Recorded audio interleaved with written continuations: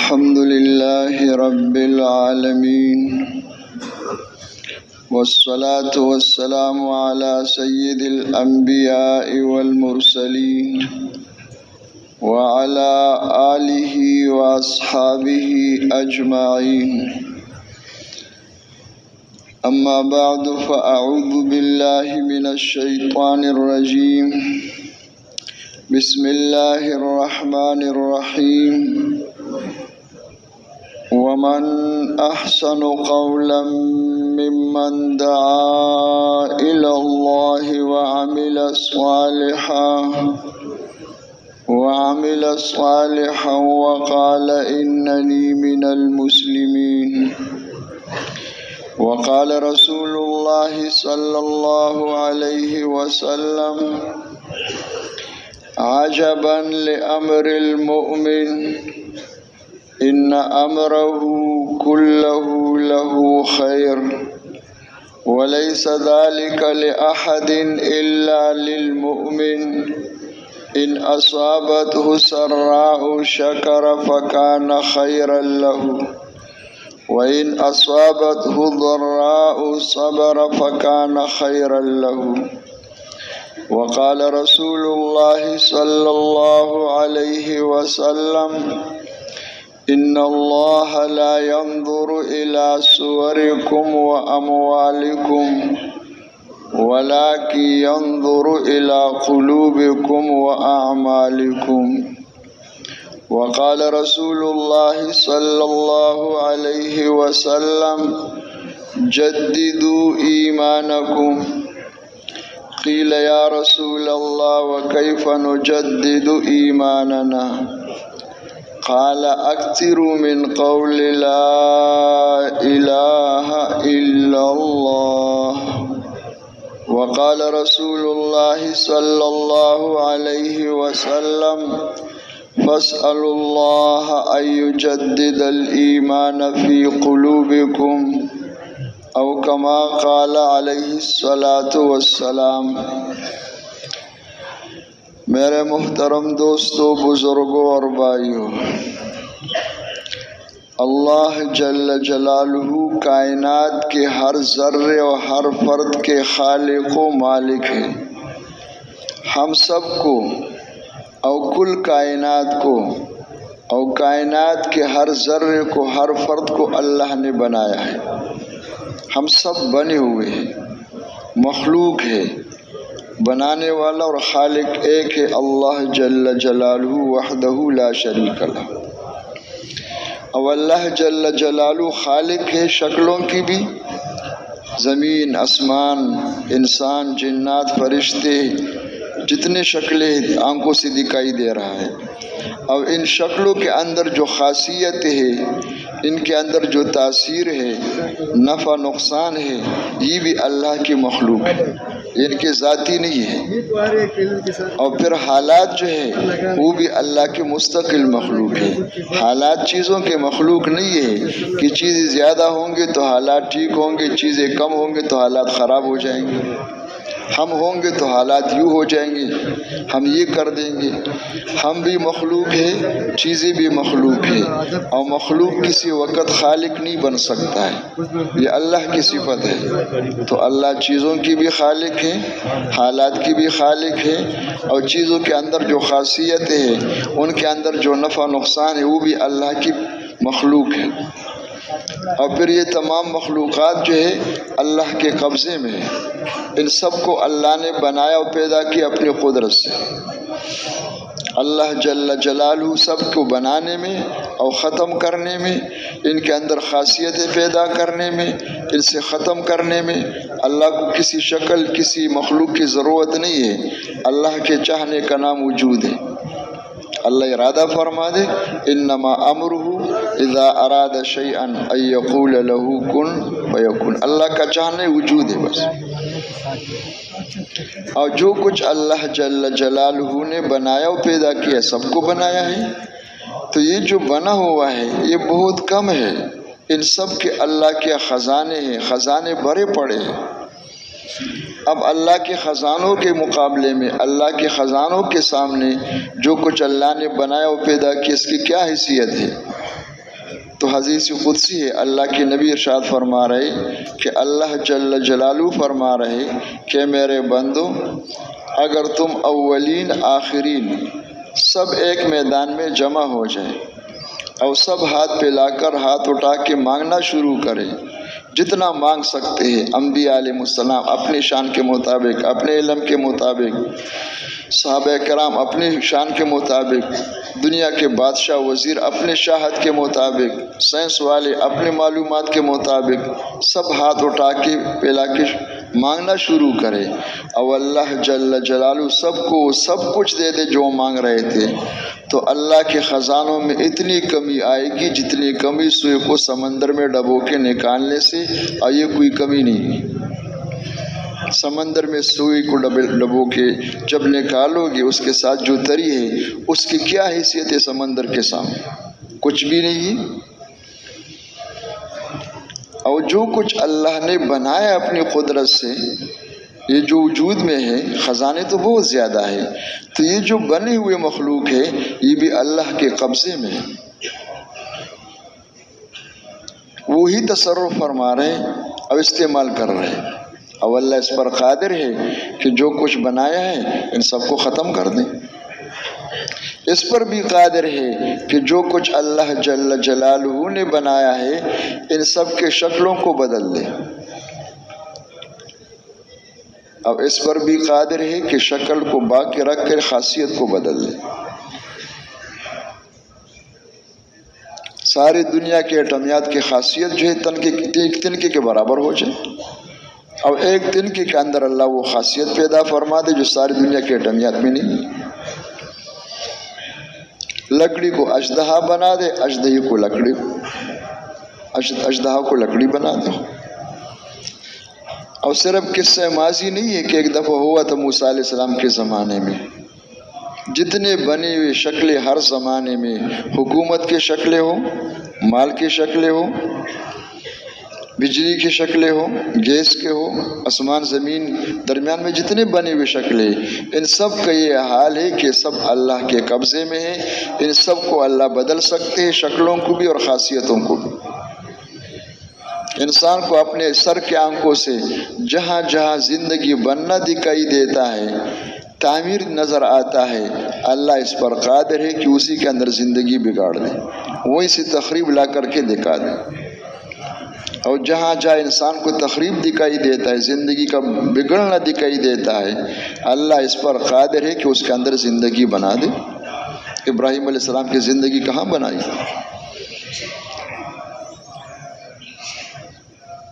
اور پھر ان سب مخلوقات کو پالنے کا نظام جو ہے، پرورش کا نظام جو ہے، وہ کسی اور کے ہاتھ میں نہیں ہے، وہ بھی اللہ کے ہاتھ میں۔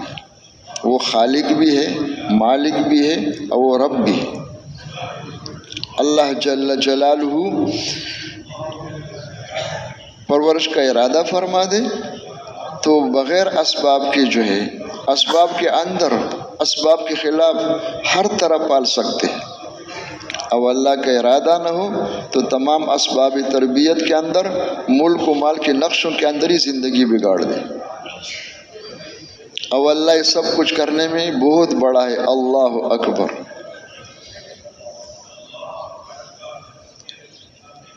اور بڑا ہونے کا معنی یہ ہے کہ اللہ پاک کسی کی محتاج نہیں، وہ سمد بھی ہے۔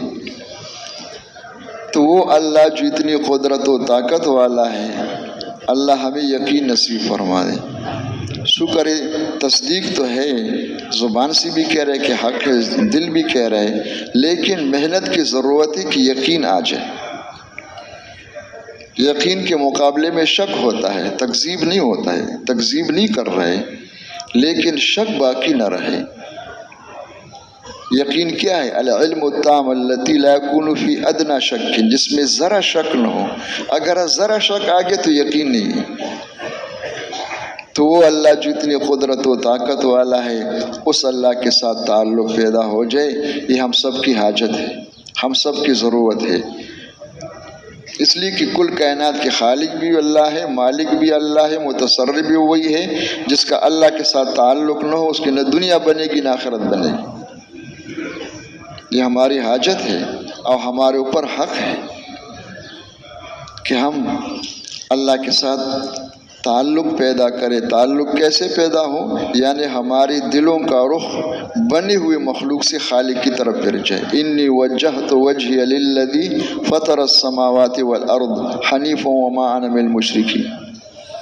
دل کا رخ اللہ کی طرف ہو جائے اور اللہ کو اپنا معبود اور مقصود بنا کر اللہ جل جلالہ کے محبت نصیب ہو جائے، دل میں اتر جائے اور ساری محبتوں پہ غالب ہو جائے۔ یہ تو ہماری آپ کی مقصدی زندگی ہے، سب منزل ہے، اور اس کے ساتھ ہم اللہ کی قدرت سے براہ راست فائدہ حاصل کرنے والے بن جائیں۔ ہم سب فقیر ہیں، اللہ غنی ہے۔ یا ایھا الناس انتم الفقراء الی اللہ واللہ هو الغنی الحمید۔ ہم سب کمزور ہیں، اللہ قوی ہے، ہمارے پاس کچھ نہیں ہے، جو کچھ تھوڑا بہت ہے کس کی دی ہوئی نعمتیں ہیں، لیکن اللہ کیا خزانوں کے خزانے۔ تو ہم فقیر جو ہے، ہم لینے والے ہیں، اور دینے والی ذات کون ہے؟ اللہ کی ہے۔ اب ہم اللہ کی قدرت سے، اللہ کے خزانوں سے لینے والے بن جائے، فائدہ حاصل کرنے والے بن جائے، لیکن براہ راست۔ کیا ہوتا ہے براہ راست؟ سیدھا راستہ جو ہوتا ہے، وہ ہمارے بزرگ فرمایا کرتے ہیں، انگریزی کے لفظ جو ہے کہ ڈائریکٹ انڈائریکٹ نہ ہو، تو اللہ کی قدرت سے براہ راست استفادہ ہو۔ اس لیے کہ اللہ جل جلالہ سے لینے کے راستے دو ہیں۔ ایک ہے مخلوق سے فائدہ حاصل کرنا۔ وہ کیا ہے؟ مخلوق سے فائدہ حاصل کرنا یہ ہے کہ انسان دنیا میں آ کر اب خالق تو دکھائی نہیں دے رہے سر کی آنکھوں سے، مخلوق بنی ہوئی مخلوق سامنے ہے، اس میں کوئی شکلوں میں فرق ہوتا ہے، کوئی چھوٹا بڑا ہوتا ہے۔ ان شکلوں کو، حکومت کی شکل کو، حکومت والوں کی شکل کو، اسلحہ کو، اسلحے والی شکل کو، مال والوں کو، زمین والوں کو، اپنے آپ کو، ان مخلوقات کو دیکھ کر کے انسان اپنے خالق اور مالک سے غافل ہو جائے۔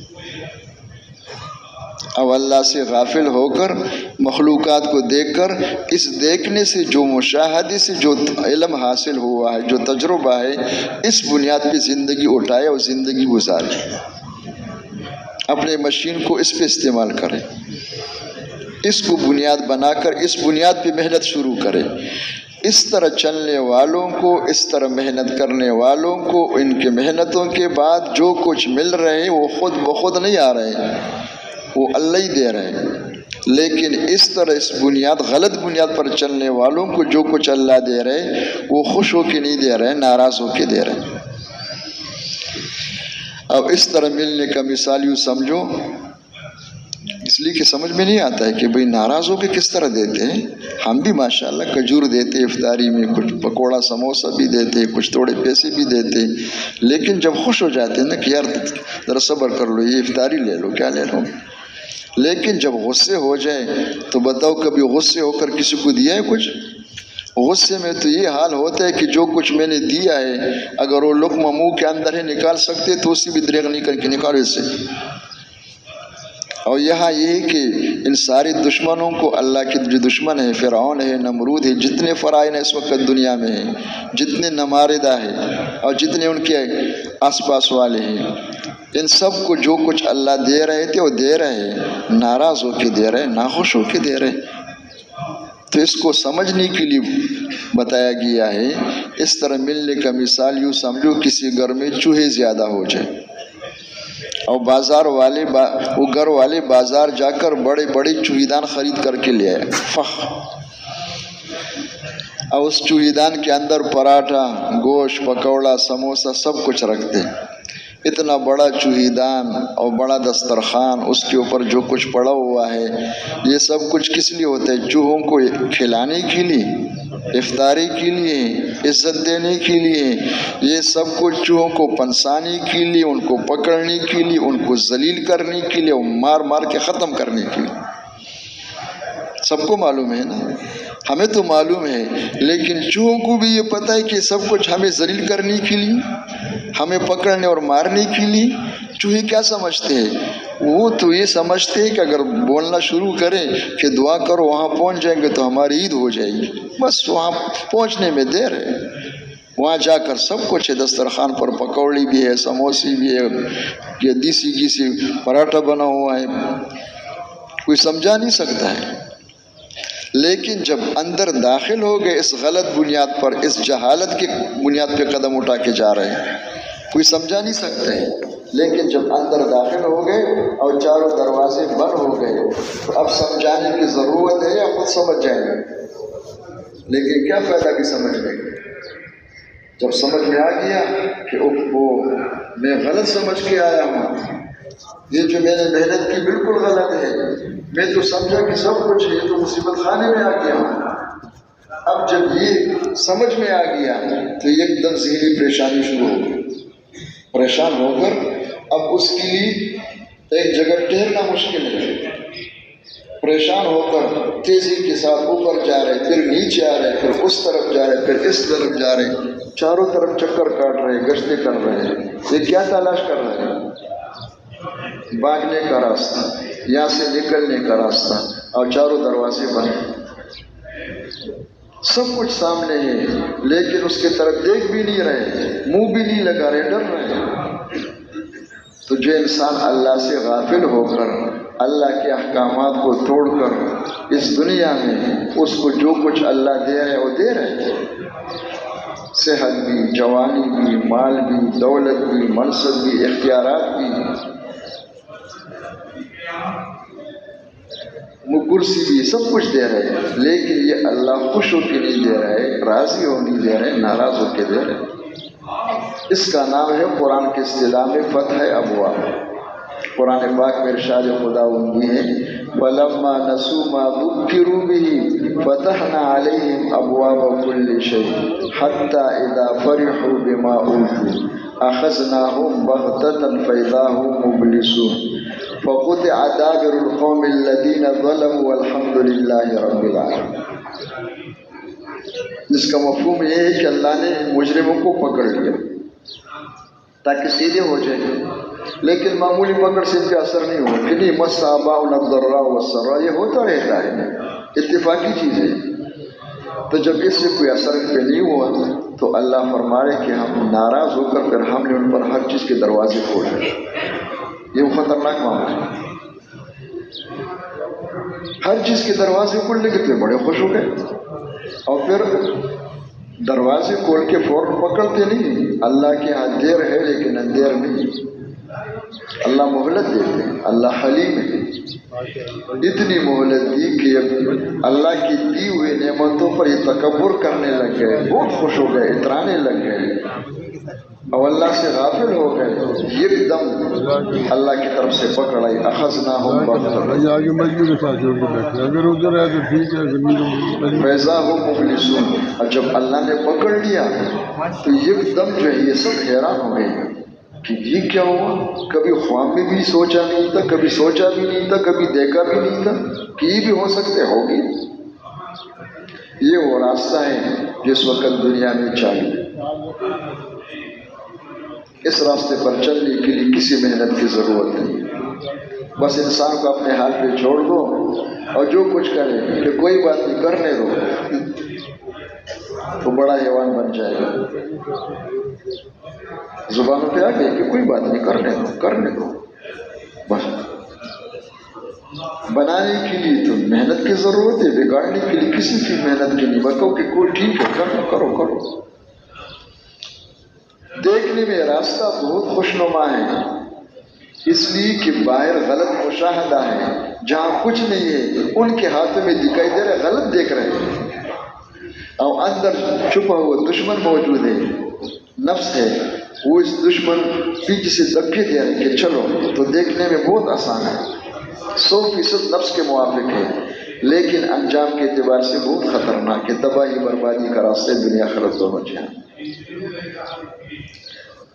اور قدرت سے براہ راست استفادہ کیا ہے، قدرت سے براہ راست استفادہ ہی کہ انسان سب سے پہلے اپنے خالق اور مالک کو پہچانا، اور خالق اور مالک کا پہچان زبان سے اور قلم سے نہیں ہوتا ہے کہ چند جملے یاد ہو گئے کہ اللہ خالق ہے، اللہ مالک ہے، اللہ رازق ہے، کچھ لکھ لیا کاپی میں رکھ دیا، سمجھا کہ میں عارف باللہ بن گیا. کیا بن گیا؟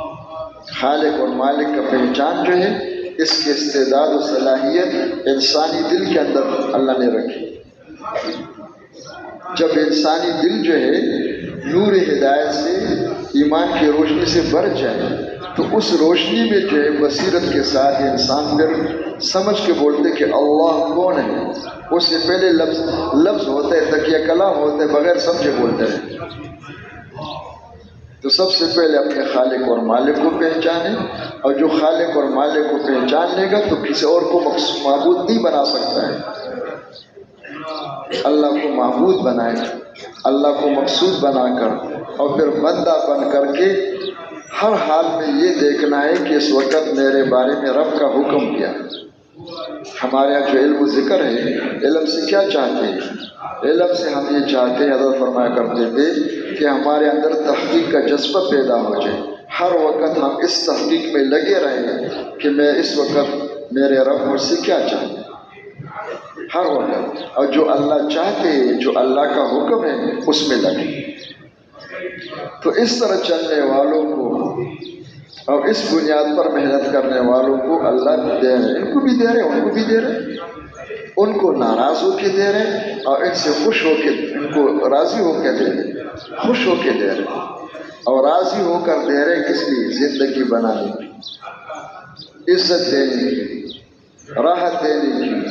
اور اگر کبھی ان کو کچھ بھی نہ دے صحیح چلنے والوں کو تو نہ دینا بھی زندگی بنانے کے لیے ہوتا ہے. اللہ قادر مطلق ہے، دنیا کی چیزیں دے کر زندگی بنا دے، سب کے سروں پر بٹھا دے اور سب کے بغیر اپنے قدرت سے بٹھا دے.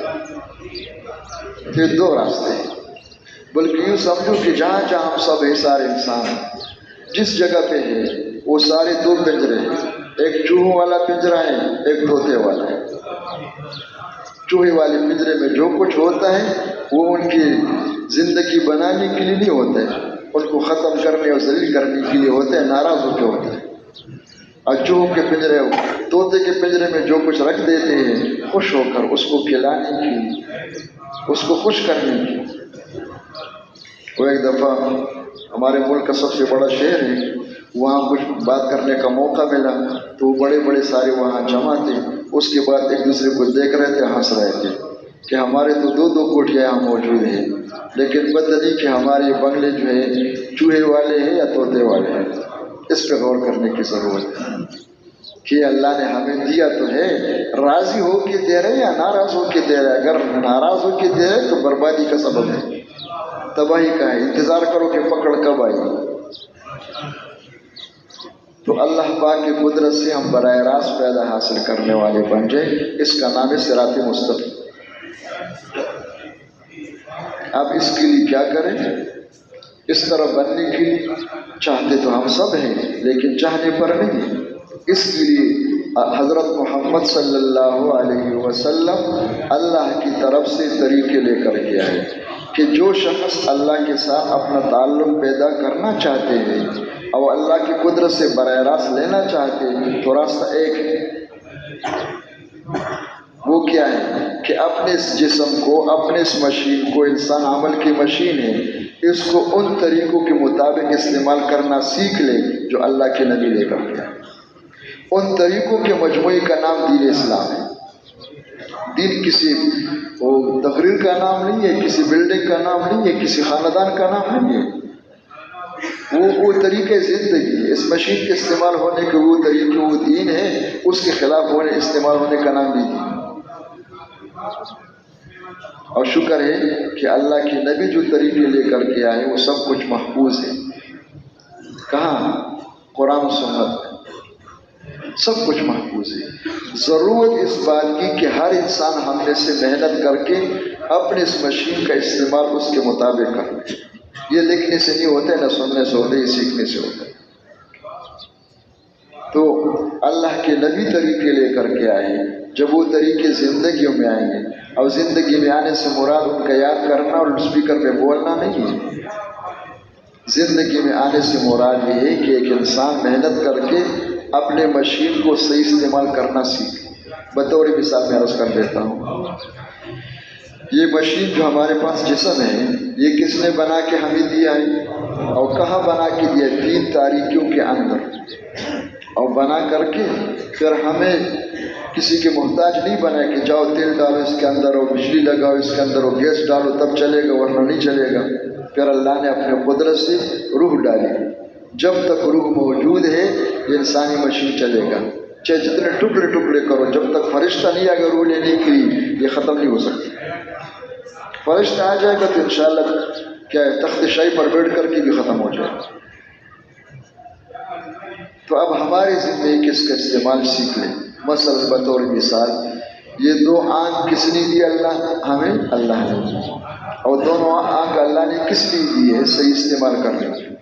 یہ میں جلدی اس لیے بول رہا ہوں کہ درمیان میں اگر میں سانس بھی لوں نا تو شاید کہتے کہ دیکھنے کی۔ اللہ نے 2 آنکھ دیے ہیں جانوروں کو، گائے ہے، بھینس ہے، بلی ہے، چوہا ہے، پرندے ہیں، ان کو بھی 2 آنکھ دیے دیکھنے کی، ان پر کوئی پابندی نہیں ہے، جہاں دیکھیں جس طرح دیکھیں۔ لیکن انسان اشرف المخلوقات ہے، اس انسان کو اللہ نے 2 آنکھ دیے صحیح استعمال کرنے کی۔ صحیح استعمال کیا ہوتا ہے؟ وہ اللہ کی کتاب میں کیا ہے؟ کبھی حکم ہوتا ہے کہ اوپر دیکھو، کبھی ہوتا ہے کہ نیچے دیکھو، کبھی حکم ہوتا ہے کہ دیکھو، کبھی کہتے ہیں مت دیکھو۔ یہ سیکھنا ہے، اسی کا نام دین ہے نا، یا تدبیر کرنے کا نام دین ہے۔ اور اگر یہ سمجھ میں آ گیا تو باقی اعضاء جوارح کا بھی یہ حال ہے، باقی پرزی بھی لے لو۔ زبان کس نے دی ہے؟ اللہ نے دی ہے بنا کر کے، کس لیے؟ صحیح استعمال کرنے کی۔ 24 گھنٹے اس زبان کا استعمال ٹھیک ہو جائے۔ ہاتھ پیر کس نے دیے؟ اللہ نے دی، سر سے لے کر پیر کے ناخن تک یہ پورا جسم خود ہی آپ کو معلوم ہے۔ یہ سب کچھ اللہ نے بنا کر دیے صحیح استعمال ہونے کے لیے، اور صحیح استعمال ہوئے جو قرآن و حدیث میں، قرآن و سنت میں۔ اب یہ ہمارا نکلنا جو ہے اس لیے ہے کہ مشین تو اللہ نے مفت دے دیا ہے، بغیر پیسوں کے دے دیا ہے، اس کے اندر روح بھی ڈال دی ہے، لیکن دین مفت میں نہیں ملے گا۔ اس کا صحیح استعمال ہونا، اس پہ جان بھی لگاؤ، مال بھی لگاؤ، وقت بھی لگاؤ۔ دین سیکھنے سے آتا ہے، سننے سے نہیں آتا ہے۔ اس زمانے میں دین سیکھنے کا رواج نہیں ہے، زیادہ سے زیادہ کوئی لکھنے کا ہوتا ہے، کوئی سننے کا ہوتا ہے، سمجھتے کہ دین اس طرح آ جائے گا۔ کیا جائے گا بھائی؟ دین سیکھنے سے آتا ہے، اور دنیا کی تمام چیزوں کے لیے حال ہے۔ معمولی چیز جو ہے روٹی پکانا سننے سے آتا ہے یا سیکھنے سے آتا ہے؟ جس نے 20 سال سنا ہے لیکن خود کبھی سیکھا نہیں تو کبھی روٹی پکا کے دکھا دو۔ آٹا گوندنا جو ہوتا ہے وہ سیکھنے سے آتا ہے۔ موٹر سائیکل چلانا، سائیکل چلانا، یہ موٹر چلانا، یہ سیکھنے سے آتا ہے۔ جس نے چلایا اس کو ڈرائیور کہتے ہیں۔ گاڑی دے دو اسے ہی چلائے گا، اناڑی کو دے دو تو انشاءاللہ کباڑا کر دے گا اپنا بھی گاڑی کا بھی۔ تو مشین تو اللہ نے ہمیں دے دیا ہے، اب اس کا صحیح استعمال ہونا یہ ہمارے سے، اس کے لیے ہمیں کہا ہے کہ نکلو اللہ کے راستے میں، سب کو نکالو۔ مسئلہ یہ ہے کہ ہمارا نکلنا تو 4 مہینے کے لیے ہوتا ہے، زیادہ سے زیادہ 1 سال کے لیے ہوتا ہے۔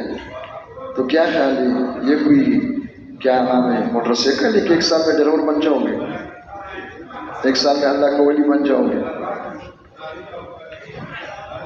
دین سیکھنے کے لیے سال ہر سال چاہیے۔ دین تو بہت بڑی نعمت ہے۔ دنیا کے معمولی چیزوں کے جو رواج میں ہے، کرسی ملنے کے لیے، مال کمانے کے لیے فنون دنیا میں ہے، طب ہے، ہندسہ ہے، کیا وہ قانون ہے، زراعت ہے، صنعت ہے، اس کی یونیورسٹیاں بنی ہوئی۔ اب اس میں بلا مبالغہ پرائمری سے لے کر آخر تک 20 سال لگا اور کروڑ خرچ کرتے ہیں، تب کوئی اس فن کا ماہر بن جاتا ہے۔ اب وہ ماہر بننے کے بعد کیا کرتے ہیں؟ وہ یونیورسٹی والے کو ایک کاغذ دیتے ہیں، اس کاغذ کو لے کر کے جنت میں تو ایک دروازہ بھی نہیں کھولے گا، قیامت کے دن دکھا دو تو کوئی پلاسٹک کی کرسی بھی نہیں ملے گی اس پر، قبر میں دکھا دو تو پٹائی کا خطرہ تو ہو سکتا ہے، باقی ملے گا کچھ نہیں۔ اتنے کروڑوں لوگ لگے ہوئے ہیں، خیالی تصور نہیں ہے، عملی طور پر لگے ہوئے ہیں اور کروڑوں خرچ کر رہے ہیں، تو یہ کون ہے؟ ان کو کوئی سمجھا نہیں سکتا ہے کہ نہیں سمجھانے کی ضرورت نہیں، ان کو پتہ ہے کہ جنت میں کچھ نہیں ہے، اس کا قیامت میں بھی نہیں ہے، قبر میں بھی نہیں، لیکن دنیا میں ہے، لیکن وہ بھی یقینی نہیں ہے۔ ہو سکتا ہے کہ نوکری مل جائے، ہو سکتا ہے کہ نوکری نہیں ملے۔ کتنے کاغذوں والے ہیں جو سڑکوں پر گشتیں کر رہے ہیں اور بددعا دے رہے کہ حکومت کا بیڑا غرق ہو جائے، نوکریاں نہیں دے رہے، کیا نہیں دے رہے؟ میرے پاس جو ہے کاغذ ہے، یورپ سے لے کر کے آیا ہوں، مجھے کرسی نہیں دے رہے۔ ہو بھی سکتا ہے، نہیں بھی ہو سکتا ہے، اور سب لگے ہوئے کروڑوں کے حساب سے۔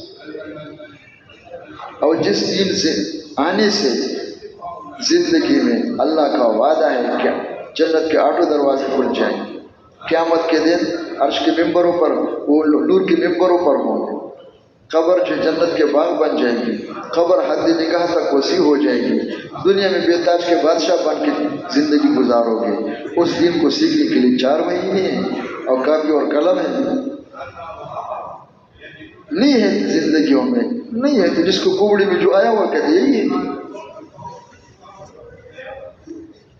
تو جب ان کے لیے 20-20 سال چاہیے، جس کا فائدہ کتنا محدود ہے، کتنا غیر یقینی ہے، تو جس دین پر سب کچھ یقینی ہے، اس دین کو سیکھنے میں اگر 70 سال بھی لگ جائے تو کم ہے۔ لیکن حضرت فرمایا کرتے تھے مولانا محمد یوسف رحمۃ اللہ علیہ کہ اگر ہم صاف صاف بتا دیں کہ چھوڑو چلے 3 چلے سالوں ساتھ میں آ جاؤ اور پہلے سنو سمجھو کہ دین کیا ہے، اور پھر ذرا اپنے آپ پہ نگاہ ڈال دو کہ وہ دین میری زندگی میں کتنا ہے، صرف مصلی کے حد تک ہے، آگے بھی ہے، یا صرف مسجد میں دیندار ہو، باہر نکل جاؤ تو پتہ نہیں کیا بلا ہے۔ اور اپنے اندر طلب پیدا کرو، اور پھر دین سیکھنے کا طریقہ ہم بتائیں گے اور آپ کی تشکیلی کریں گے، کبھی غریبوں میں، کبھی مالداروں میں، کبھی پارلیمنٹ میں، کبھی عوام میں، کبھی اسلحہ والوں میں، کبھی بارڈروں میں، اور پھر واپسی پر کارگزاری بھی سنیں گے کہ کیسے سیکھ رہے ہو، اور تلاشی بھی لیں گے کہ وہاں سے کیا لے کر کے آیا ہو، یا نہ کہ وہاں جا کے ضربے لگا رہے تھے، وہاں سب کچھ اٹھا کے جیب میں ڈال دیے۔ فرما دی اس طرح اگر ہم صاف صاف بتا دیں تو انشاءاللہ کل تک ایک بھی نظر نہیں آئے گا، سب کی سر اٹھا کے چلے جائیں گے کہ ہمارے بس کی بات نہیں، یہ کوئی اور مخلوق آ جائے یہ ہم نہیں کر سکتے۔ صحیح فرما رہے ہیں نا بھائی؟ کوئی باقی رہے گا ہم میں سے؟ تو حضرت نے فرمایا پھر ہم نے کیا کیا؟ ہم نے وہ کیا جو یونیورسٹی کالجوں والوں نے کیا ہے۔ وہ سب سے پہلے بچوں کو یہ نہیں کہتے کہ 20 سال لگاؤ گے، 17 سال لگاؤ گے، پہلے یونیورسٹی بھی نہیں بیچتے، کالج بھی نہیں بیچتے، گھر کے قریب چھوٹی اسکولی پرائمری کا ایک دن کے لیے کہتے کہ چلے جاؤ آپ 5 روپے لے لو، کیا لے لو، کچھ کھلا کے بھیج دیتے، نہیں مانتے ایک تھپڑ بھی لگا دیتے، کیا کر دیتے؟ سب سے پہلے وہاں ڈالتے ہیں، اور وہاں ان کا جو دورانیہ ہوتا ہے وہ چلے اور 4 مہینے کا نہیں ہوتا ہے، کم سے کم 5 سال ہوتے ہیں، کیا ہوتے ہیں؟ ورنہ 6 سال کی پرائمری بھی ہے، 7 سال کی بھی ہے، کچھ ملکوں میں 8 سال کی بھی ہے۔ یہ 5-6 سال لاکھوں نہیں کروڑوں وہاں پہ ہے۔ اب یہ پرائمری میں کیا بنتا ہے، ڈاکٹر یا انجینئر؟ کچھ نہیں، ہیڈ ماسٹر صاحب یا پرنسپل صاحب کے کچھ نہیں۔ اور اگر کسی کو دھوکہ لگ جائے کہ 5 سال پرائمری میں رہ کر کے میں ڈاکٹر بن گیا ہوں، علاج شروع کرے تو بیڑا غرق کرے گا اپنا بھی اور مخلوق خدا کا بھی۔ تو پھر 5 سال کس لیے ہے، یہ 6 سال کس لیے ہے؟ یہ صرف ذہن بنانے کے لیے ہے کہ اس بچے کے اندر شوق اور طلب پیدا ہو جائے، اس کا اپنا ذہن بن جائے کہ ڈاکٹر بننا ہے، کیا بننا ہے۔ جب تک ان کا اپنا ذہن نہ ہو کب تک تپڑ لگاؤ گے، کب تک چلاؤ گے اس کو دھکے دے کر کے؟ حضرت نے فرمایا وہ سب کچھ مشاہدے میں، وہ سب کچھ رواج میں ہے، لاکھوں یونیورسٹی کالج بنی ہوئی آنکھوں سے دیکھ رہے ہیں، اور دین سیکھنے کا رواج نہیں ہے۔ اس میں جو کچھ اللہ دیں گے بے حد دیں گے، لیکن سر کی آنکھوں سے دکھائی نہیں دے رہا ہے، غیر مروج ہے۔ انہوں نے اپنے مروج چیز کو چلانے کے لیے اپنے پرائمری 5-6 سال کے بنائی ہے، ہم نے غیر مروجہ کو سمجھانے اور چلانے کے لیے اپنے پرائمری 5 سال کے بجائے 4 مہینے کر دیا۔ کیا کر دیا ہے؟ حاجی صاحبان کے لیے 4 مہینے، علماء کرام کے لیے 1 سال۔ اب یہ درمیان میں فرق کیوں ہے؟ یہ بھی ذرا سن ایسا نہ کہ اپنے منطق چلاتے رہے اپنے آخرت تباہ کر لیں۔ ایک آدمی جو ہے وہ اکیلے نماز پڑھ رہے ہیں، ایک آدمی ہے وہ اگر سورہ فاتحہ 2-3 سورت یاد کر لے تو گزارا ہو جائے گا انشاءاللہ۔ لیکن کسی کو جامع مسجد کا امام بنانا چاہتے ہو اور بننا چاہتے ہیں، خطیب بنانا چاہتے ہو، تو کیا خیال ہے 3 صورت اس کی گزارا ہو جائے گا کہ قل هو اللہ احد بھی یاد ہے، 4 قل مجھے یاد ہے، اس کو امام بنا دو؟ کون اس کو امام بنائے گا؟ امام بننے کے لیے کدھر کیا چاہیے کہ حافظ قرآن ہو، کیا ہو؟ تو قرآن یاد کرنے میں اور دوسروں کو یاد کرنے میں برابر کا وقت لگتا ہے؟ کوئی فرق ہے؟ بولو بھائی، تو بہت بڑا فرق ہے۔ جو فرق وہاں ہے وہ فرق یہاں ہے۔ مختصر کر دیتا ہوں۔ اب یہ 4 مہینے سال کس لیے ہے کہ یہ وقت اس انداز سے اس طرح خرچ کرے، اس طرح لگائے کہ اللہ کرے اس 4 مہینے میں دل لگ جائے۔ کہاں دل لگ جائے؟ جو بننے کی جگہ ہے، بننے کی جگہ مسجد ہے۔ جس کا مسجد میں دل نہیں لگ رہا ہے یہ بنے گا کیسے؟ بننے کی جگہ تو مسجد ہے۔ باہر آپ کی جو دکانیں ہیں اور جو پارلیمنٹ ہے، آپ کے جو دفتر ہے، یہ تو بگڑنے کی جگہ ہو سکتے، بننے کی جگہ تو نہیں۔ وہ آپ کوئی بنتا نہیں ہے، یہاں سے بنا کے لے جاؤ گے تو انشاءاللہ وہ صحیح چلے گا۔ اور بننے کے لیے 2 اعمال ہیں، ایک دعوت ہے، ایک دعا ہے۔ اس میں بھی جی نہیں لگ رہا ہے، دل نہیں لگ رہا ہے۔ اور جس بچے کا دل نہیں لگ رہا ہے مدرسے میں اور قرآن یاد کرنے میں، اس بچے کو حافظ کب بناؤ گے؟ کیسے بنے گا؟ نہیں بن سکتا ہے۔ کوئی زور لگا دے کہ بھائی کر لو نا، جتنے پیسے لگ جائے کہتے کر لو، کیسے کرو گے؟ اس کا دل نہیں لگ رہا ہے، زبردستی تو نہیں ہو سکتا ہے۔ تو جس کا جی لگ جائے گا 4 مہینے میں، دل لگ جائے گا، جس کو مناسبت پیدا ہو جائے گی اس کام کے ساتھ اور کام کی جتنی شق ہے اس کے ساتھ، تو آسان لفظوں میں اس کا ترجمہ کر دیتا، اس کو داخلہ مل گیا۔ کیا مل گیا بھائی؟ داخلہ مل گیا۔ اب اس کی نشانی کیا ہے کہ مقام پہ جا کر انشاءاللہ جب تک وہاں رہے گا یہ سب کچھ روزانہ کرے گا اپنے بننے کی۔ یہ نہیں کہ با مسلمان اللہ اللہ با برہمن رام رام، یا تو کشتے کر رہے تھے، تسبیح پڑھ رہے تھے، تلاوت کر رہے تھے، پتہ نہیں کیا شکل بنا ہوا تھا، وہاں جا کر سب کچھ ختم، کچھ اور بلا شروع ہو گئی۔ یہ بننے کا راستہ نہیں۔ بنے گا تو سالوں میں، لیکن بنے گا وہ جو مسلسل ان اعمال میں لگا ہے۔ وہ آپ کو معلوم ہے کہ مقام پہ ترتیب کیا ہے، نکلنے کے زمانے میں ترتیب کیا ہے۔ مقام میں تو یہ ہوتا ہے کہ دنیاوی مشاغل بھی وہاں ہوں گے، شادی بھی کرو گے، بچے بھی ہوں گے، ماں باپ بھی ہوں گے، دنیا کے دندے بھی ہوں گے، ان مشاغل کے ساتھ یہ اعمال کرو۔ حضرت فرماتے کہ اگر ہم کہتے کہ آ جاؤ، جب تک بن نہ جاؤ چاہے 40 سال لگ جائے، جانا نہیں ہے، تو کہتے سارے بھاگ جائیں گے۔ تو ہم نے کہا 4 مہینے ایک دفعہ یکسوئی کے ساتھ، تسلی کے ساتھ 1 سال دے دو، سب کو چھوڑو، سب سے رابطے چھوڑ دو اور ان اعمال میں لگے رہو، روتے رہو اللہ کے سامنے۔ آپ کا دل لگ جائے، جی لگ جائے تو آپ کو داخلہ مل گیا، پھر مقام پہ جا کر 8 مہینے رہو۔ اب اس میں پھر کیا کرو؟ اجتماعی طور پر جماعت بنا کر کے 5 اعمال، 2 گشتیں کرو۔ سب سے پہلے اپنی مسجد کی اور دوسری مسجد، 2 تعلیمیں ہو روزانہ فضائل کی، مسجد کی تعلیم میں شرکت کرو، گھر کی تعلیم میں۔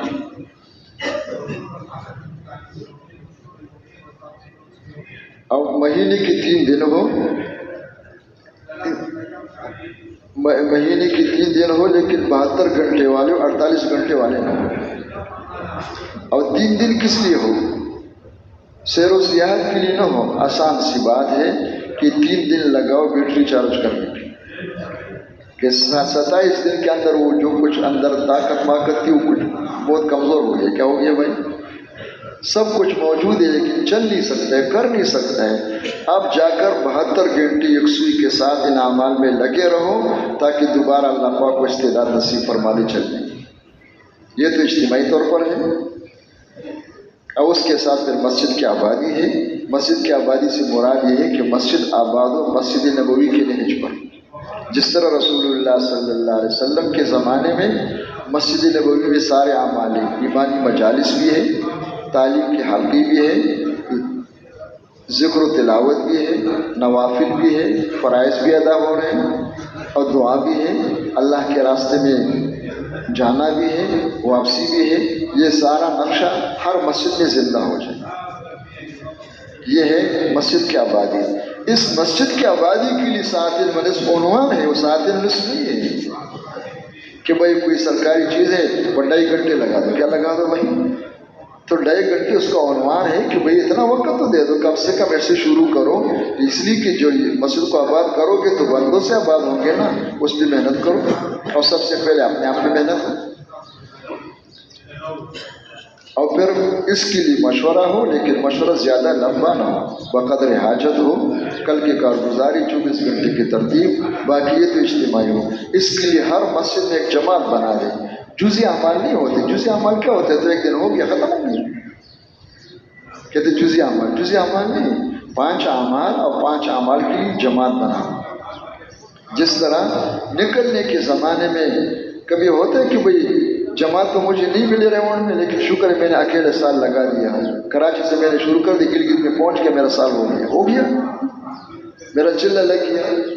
جس طرح یہاں جماعت بناتے سال کے لیے اور 7 مہینے کے لیے اور چلے کے لیے، اس طرح مقام پر یہ نہیں ہوتا کہ ایک بابا جی ایک آدمی لگا ہوا ہے کہ الحمدللہ سب کچھ ہو رہا ہے، 5 اعمال زندہ ہے، اس کے لیے جماعت ہو، اور وہ جماعت وہ ہو جو ان اعمال کی پابند بن جائے۔ جس طرح ہم جسمانی غذا کے اپنے آپ کو پابند بنا رہے ہیں کہ 3 دفعہ کھانا تو ضروری ہے، کیا ہے بھائی؟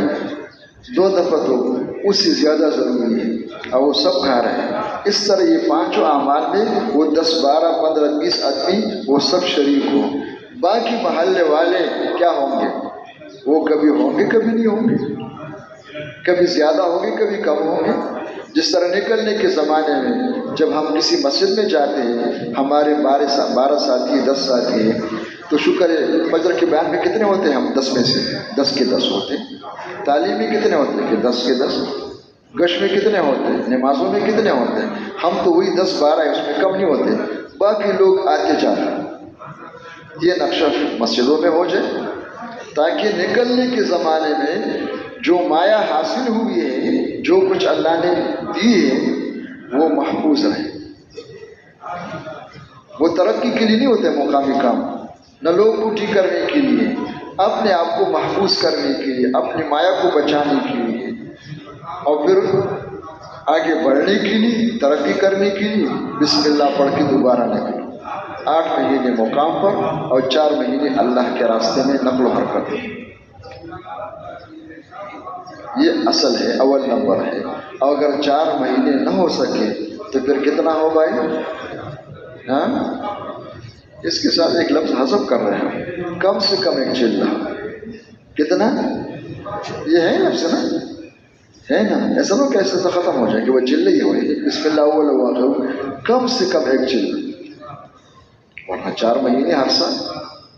حضرت کے آخری بیانات میں جو ہے آخری زمانے میں عام تشکیل یہ تھی کہ ہر سال 4 مہینے، ہر سال 4 مہینے۔ یہ مت سمجھو کہ تبلیغی پارٹی میں ہم برابر ہیں، برابر نہیں ہے، مخلوق کے سامنے برابر ہے، اللہ کے دربار میں کیسے برابر ہو سکتے ہیں؟ وہ شہید کے بارے میں جو آپ نے سنا، ایک بھائی شہید ہو گئے، دوسرا 1 سال کے بعد وہ اس سے پہلے جنت میں داخل ہوا، تو لوگ تعجب کر رہے ہیں۔ اللہ کے نبی تعجب کیا بات ہے؟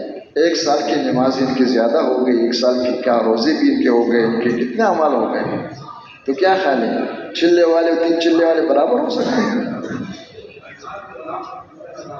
اور پھر نکلنے کے زمانے میں ہم اوقات کس طرح خرچ کریں؟ تو حضرت فرمایا کرتے تھے کہ 24 گھنٹے میں وہاں تو وہ 5 اعمال ہیں اور ساتھ انفرادی دعوت بھی ہے، انفرادی ذکر تلاوت بھی ہے، وہ ترتیب بنا دیں۔ اور نکلنے کے زمانے میں 24 گھنٹوں میں سے 16 گھنٹے اعمال میں، گھنٹوں کے حساب سے دعوت سننا بھی ہے، دعوت دینا بھی ہے، گھنٹوں تعلیم میں بھی خرچ ہو، ذکر و تلاوت دعا میں بھی خرچ ہو، نمازوں میں بھی خرچ ہو، تب رنگ چڑھے گا۔ تو اللہ آپ سب کو توفیق نصیب فرما دے۔ آمین کہنا بھی خیر سے خالی نہیں ہے، لیکن نیت کر لیں۔ کیا کر لیں؟ اس لیے کہ جب تک نیت نہ کرے تو آمین آمین کہتے رہیں گے، کیا کر دیں؟ لیکن نیت کریں کہ بھئی یہ نہیں کہ چلہ لگانا ہے، سال لگانے کے لیے آیا ہوں، سال تو لگ جائے گا، 4 مہینے تو لگا دیں گے۔ اس طرح یہ وقت خرچ کرنا ہے کہ اللہ کرے مجھے اس 4 مہینے 1 سال میں داخلہ مل جائے، میرا جی لگ جائے۔ 16 گھنٹے اس میں سے ہو، باقی 8 گھنٹے میں سے 6 گھنٹے تقریباً سونے کے لیے اللہ اس میں کام تو واحیہ، وہ بھی حکم سمجھ کر کے سرکاری مشین ہے، اس کو استعمال کرتے کرتے تک کیا ہے، تو اب حکم ہے کہ اس کو آرام کرنے دو، تو حکم پورا کرنا ہو تاکہ اللہ خوش ہو جائے۔ کیا ہو جائے؟ سونا بھی تو اللہ کے لیے ہوگا نا، کہ اللہ راضی ہو جائے۔ وہ ایک ہنس رہا ہے کہ میں نے تو کبھی زندگی میں یہ نیت نہیں کی میں سو رہا ہوں اللہ راضی ہو جائے کہ سونا تو میرے لیے، نماز اللہ کے لیے، کس کے لیے بھائی؟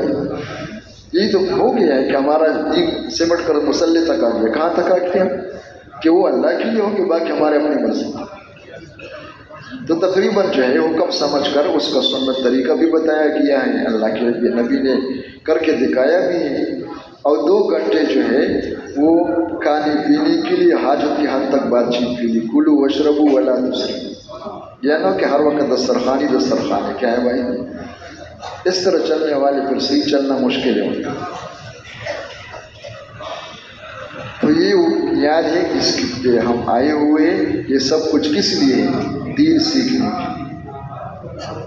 اور دین کیا ہے؟ اپنے اس مشین کو صحیح استعمال کرنا ہر جگہ پہ، کوئی جگہ احکامات سے خالی نہیں. اور اگر اصطلاحات علمیہ لے لو اس کے اعتبار سے کہو کہ دین کیا ہے، تو ہمارے بزرگ فرمایا کرتے کہ دین 2 لفظوں کے مجموعی کا نام ہے، ایک بندگی اور ایک نمائندگی. مجموعی کا نام ہے، یہ نہ کہ جس نے جو سنا ہے بس اس نے اس کو لے لیا. جب وہ زندگیوں میں نہیں ہے تو سمجھنا مشکل ہے، سمجھانا مشکل ہے. آج تو ہم نے اللہ کی دین کو کیا بنا دیا ہے؟ اندھوں کا ہاتھی بنا دیا ہے. وہ قصہ مشہور ہے نا، کسی شہر میں ہاتھی آیا تو کل جدید لذیذ، نئی چیز جو بھی ہو سب جب بھی غفیر بھاگتے کہ آ جاؤ بھائی تماشا کرو، فلان آیا ہوا ہے. تو ہاتھی آیا ہوا تھا. تو جب سب اس طرح ہوتے تو جو اندھے تھے نابینا ان کو بھی شوق ہو گیا، وہ بھی چلے گئے. وہاں جا کر نظر تو نہیں آ رہے ان کو. تو پوچھا کسی کے بھی، وہ لوگ اتنے دوڑ رہے تھے، ہم بھی ساتھ دوڑتے ہوئے آ گئے، وہ ہاتھی کہاں ہے؟ ایک نے اس اندھے کا ہاتھ پکڑ کے ہاتھی کے سر پر رکھ دیا. اس نے ہاتھ پھیر کر کے پوچھا اسی کی، یہ کیا؟ یہ اللہ کی قسم. دوسرے نے کہا مجھے بھی دکھا دو. اس کا ہاتھ لے کر ہاتھی کی پیٹھ پہ رکھ دیا. تیسرے نے کہا مجھے بھی سکھا دو. اس کا ہاتھ پکڑ کر کے ہاتھی کے پیر پہ، پاؤں پہ رکھ دیا. اب چوتھے کا ہاتھ لے کر کے ہاتھی کی سونڈ جو ہے اس پہ رکھ دیا. اور تینوں مطمئن ہے کہ بس ہاتھی سمجھ میں آ گیا. واپس چلے گئے. لوگ جمع ہوئے کارگزاری سننے کے لیے. کسی نے پوچھا ہاتھی دیکھ کر کے آئے ہو؟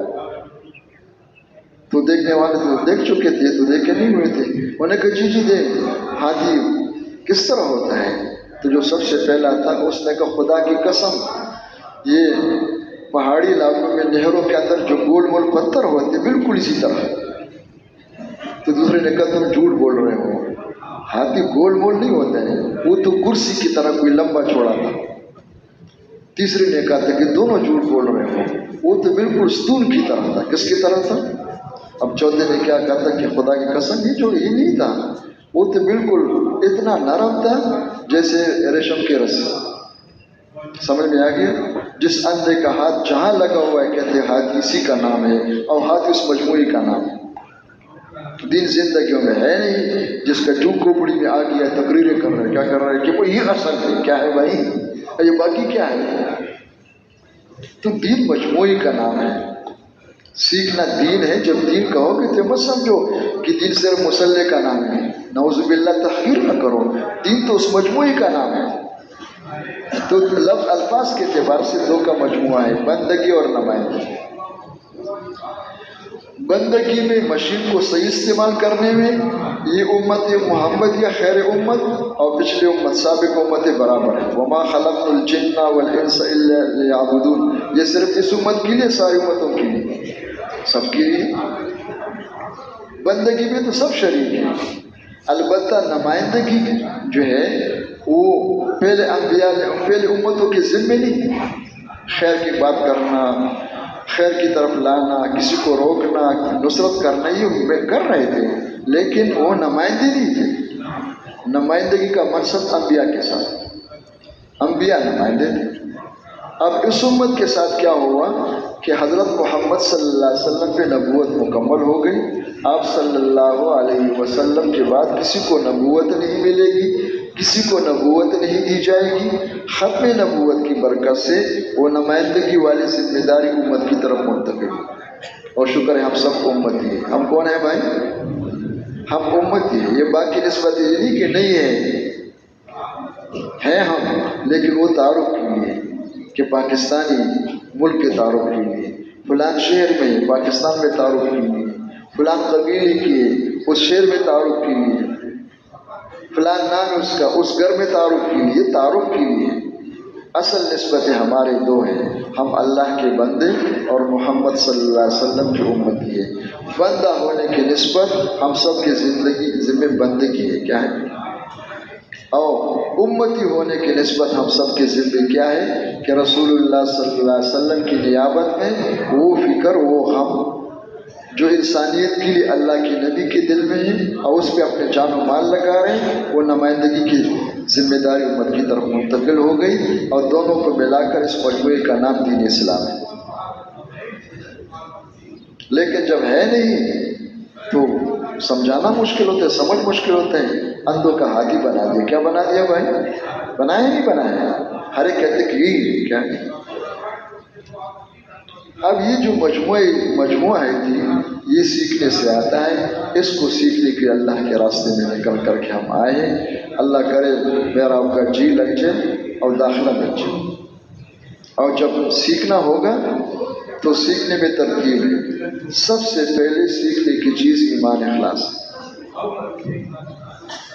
رسول اللہ صلی اللہ علیہ وسلم نے سب سے پہلی امت کو ایمان سکھایا، اور ایمان سکھا کر ایمان کی بنیاد پر اعمال کا سلسلہ قائم فرمایا۔ ہمارے زمانے میں ایمان سیکھنے کا رواج ہے رواج ہے، بڑا مشکل کام ہے۔ کسی کو ایمان سیکھو تو ویسے کہا کہ ٹھیک ہے، دوبارہ کہو کہ ایمان سیکھو، سے بارہ کہو کہ تو غصے ہوں گے کہ یار میرے اوپر کوئی آپ شک کر رہے ہو، ملک کے پڑوس سے آیا ہوں، فلان ملک سے آیا ہوں، مجھے مسلمان نہیں سمجھتے ہو؟ بھائی کس نے کہا کہ تم کافر ہو؟ ایمان سیکھنے کا مراد یہ نہیں ہے، ایمان سے مراد یہ ہے کہ ایمان تو آپ کے پاس ہے، مومن خان ہو تو کون ہو بھائی؟ ایمان ہے، لیکن دین پر چلنے کے لیے جس ایمان کی ضرورت ہے وہ کون سی ایمان ہے؟ وَإِذَا قِيلَ لَهُمْ آمِنُوا كَمَا آمَنَ النَّاسُ، وہ مکے مدینے والی ایمان ہے، اس ایمان کو سیکھو، وہ پہلا نمبر ہے۔ تو سب سے پہلے سیکھنے کی چیز ایمان اخلاص ہے۔ اس کو سیکھیں گے تو آگے اعمال صالحہ کر سکیں گے، اور اعمال اللہ کے قبول بھی ہوں گے۔ اور اگر اس کو نہیں سیکھیں گے تو آگے اعمال صالحہ نہیں ہو سکتے، اس کا وجود ناممکن ہے۔ اور اگر اس کی شکل بن جائے تو شکل تو ہوگی، حقیقت نہیں ہوگی۔ بقول مفتی جناب الدین صاحب رحمۃ اللہ علیہ کی کہ وہ اعمال پھر پلاسٹک کے ہوں گے۔ کس کے ہوں گے بھائی؟ پلاسٹک کے عمل کرتے رہیں گے، اور شیطان کا سب سے بڑا حملہ اخیر میں یہ ہوتا ہے کہ اعمال میں لگائے رکھو بغیر ایمان اخلاص کے، پلاسٹک کی چیزوں میں لگاتے رہو تاکہ تباہ بھی ہوتا رہے اور پتہ بھی نہ چلے، اور جب آنکھیں بند ہو جائیں تو اس وقت آنکھ کھل جائے کہ زندگی تباہ کر کے آئے، یا فرائض سے ہٹا کر مستحبات پہ لگا دیں۔ ایمان سیکھنا فرض ہے، اخلاص سیکھنا فرض ہے، بندہ بننا فرض ہے۔ جو فرض درجے کے احکامات ہیں اس کی طرف تو کوئی توجہ نہیں ہے، مستحبات میں لگا ہوا ہے، بڑا بزرگ بن رہا ہے۔ کیا بن رہا ہے بھائی؟ یہ شیطان کا سب سے بڑا حملہ ہوتا ہے کہ تباہ بھی ہو رہا ہے اور اس کو پتہ بھی نہیں ہو رہا ہے۔ نورانی حجاب ہے، کیا حجاب ہے بھائی؟ اور جب آنکھیں بند ہو جائے کفن میں رکھ دیا، اس وقت پتہ چل جائے کہ زندگی تباہ کر کے آئے۔ اور پھر فرمایا مفتی صاحب کہ میں اپنی طرف سے نہیں کہہ رہا ہوں، تبلیغ والے نہیں کہہ رہے، میری کیا ایسے ایک ٹکے کی بھی حیثیت نہیں ہے۔ اللہ کے نبی نے بتایا، کس نے بتایا؟ کہ اعمال میں سب سے بڑا عمل جہاد ہے، اور جہاد میں سب سے بڑا عمل جان دینا ہے۔ ان کے بارے میں اللہ کے نبی نے بتایا ہے کہ جو جان دے چکے، بھاگنے والوں کو نہیں کہ جو آیا تھا وہ بھاگ گیا۔ کیا بھاگ گیا بھائی؟ میدان چھوڑ کر کے چلنے کے لیے آیا تھا، 10 دن کے بعد چلا گیا۔ جو میدان میں آ کر جم گیا، ڈٹ گیا اور جان دے دی، اس کو بلایا، پوچھا، براہ راست اللہ نے پوچھا ان سے کہ کیا لے کر کے آیا؟ جواب یہ تھا کہ آپ کے لیے فلان میدان میں جان دی۔ تو کیا ارشاد ہوا؟ کذبت، جھوٹ بول رہے ہو، آپ نے جان تو دی ہے، لیکن یہ جو کہتے میں نے آپ کے لیے دی، میرے لیے آپ نے جان دی تھی مشہور ہونے کے لیے، شہرت کے لیے، مقام پیدا کرنے کے لیے، شہید ملت کہلانے کے لیے۔ کس کے لیے بھائی؟ وہ جو کچھ آپ چاہتے تھے وہ سب کچھ آپ کو مل گیا ہے، آپ کا وہ عمل پلاسٹک کی تھا، وہی تباہ ہو گیا، ہمارے پاس نہیں پہنچا ہوا ہے۔ اس طرح قرآن کے ماہر کو بلایا جائے گا، رات دن قرآن سیکھنے سکھانے میں لگا رہے تھے۔ سخی کو اس حافظ کو نہیں بلایا ہے کہ جو قرآن پاک یاد کر کے غفلت سے بھول گئے پھر پڑھتے نہیں تھے، اول نمبر والے کو بلایا، رات دن لگے ہوئے خوب یاد ہے۔ اس مال والے کو نہیں بلایا کہ سب سے بڑا بخیل ہے کہ اپنے مال کیوں خرچ نہیں کیا، اس کو بلایا جو سب سے بڑا سخی تھا خرچ کرنے میں۔ لیکن جب کہا کہ میں نے آپ کے لیے قرآن پاک کو سکھایا ہے تو ارشاد ہوا کہ جھوٹ بول رہے ہو، آپ نے جو کچھ کیا ہے کیا تو آپ نے ہے اپنے حیثیت بنانے کے لیے، اپنے پارٹی مضبوط کرنے کے لیے، اپنے ارد لوگوں کو جمع کرنے کے لیے، جو کچھ جس کے لیے کیا تو آپ کو پتہ ہے، اللہ کو بھی پتہ ہے۔ اللہ فرما رہے مجھے بھی پتہ ہے، آپ کو بھی پتہ ہے۔ تو بتاؤ یہ بہت قیمتی لوگ ہیں، جان دینے والے، قرآن پاک سیکھنے سکھانے والے اور مال خرچ کرنے والے کوئی معمولی لوگ نہیں ہیں، بڑے قیمتی لوگ ہیں۔ لیکن جب ان کا یہ سب سے بڑا عمل ایمان اخلاص کے بغیر پرستش کی نکل آیا، اللہ تک نہیں پہنچا ہوا ہے، تو اس سے نیچے عمل کا خود ہی اندازہ لگاؤ کہ کیا ہو۔ کسی کے دھوکہ لگنے سے حقیقت تو نہیں بدل سکتی۔ تو سب سے پہلے سیکھنے کی چیز ایمان اخلاص ہے، یہ شرط ہے۔ من صام رمضان ایمانا واحتسابا، من قام رمضان ایمانا واحتسابا، من قام ليلة القدر ایمانا واحتسابا، من اتبع جنازة مسلم ایمانا واحتسابا، من احتبس فرسا في سبيل الله ایمانا بالله وتصديقا بوعده، 40 خصلة من عمل منها عملا ایمانا، ہر جگہ ایمان احتساب، ایمان احتساب۔ احتساب کیا ہے؟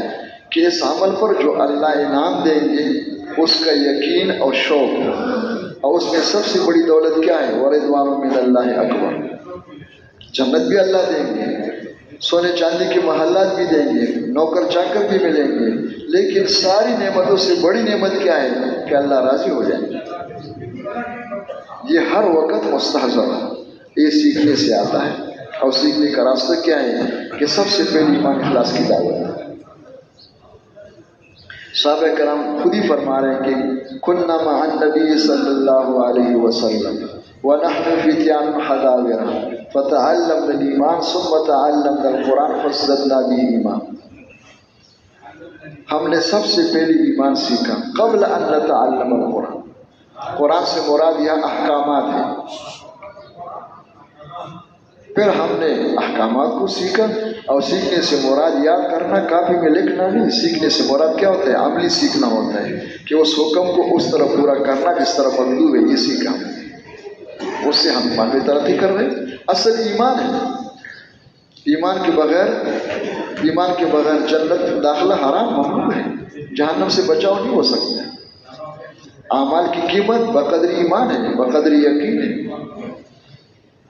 تو اس زمانے میں اس کا رواج نہیں ہے، تو شکر ہے نکلنے کا رواج تو بن گیا ہے، اللہ پاک اور ترقی نصیب فرما دے۔ بہت کم نکل رہے لیکن نکل رہے ہیں، لیکن نکل کر ایمان سیکھنے کا رواج تقریباً جو سمجھو کہ ہے ہی نہیں۔ کیا نہیں ہے بھائی؟ دعوت دو، دعوت دو، کس لیے؟ اس لیے دعوت دی کہ زبان چالو ہو جائے۔ کیا ہو جائے بھائی؟ کیا چالو ہو جائے؟ نوجوان لگے رہتے ہیں نا، بڑے شوق میں ہوتے ہیں کہ بھائی زبان چالو ہو جائے، میں بھی اس طرح تقریر کروں۔ کیا کروں؟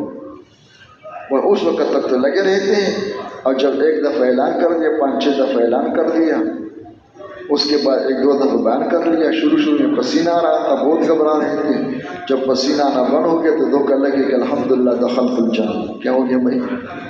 کیا ہو گیا؟ اس کے بعد بھی کہتے روزانہ دعوت دے رہے، کیونکہ موقع نہیں مل رہا، ہم مصروف ہیں۔ کیا ہے؟ کون ہے بھائی؟ دعوت دے رہے کہ ہم بڑے لوگ ہیں، شعبے چلا رہے ہیں۔ کیا چلا رہے ہیں؟ تو بیماری کو پتہ نہیں کیا سمجھ رہے ہیں۔ تو سب سے پہلے یہ جو ہم دعوت دے رہے ہیں اور یہ دعوت سن رہے ہیں، یہ ایمان سیکھ رہے ہیں۔ کیا سیکھ رہے ہیں؟ تو سننا بھی ہے اور جا کے دعوت دینا۔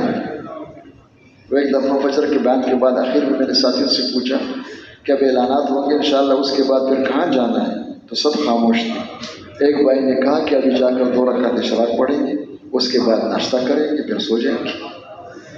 میں نے کہا اچھا 3 گھنٹے کس لیے سن رہے تھے؟ برکت کی لیے کہ معمول ہے بس؟ کیا ہے بھائی؟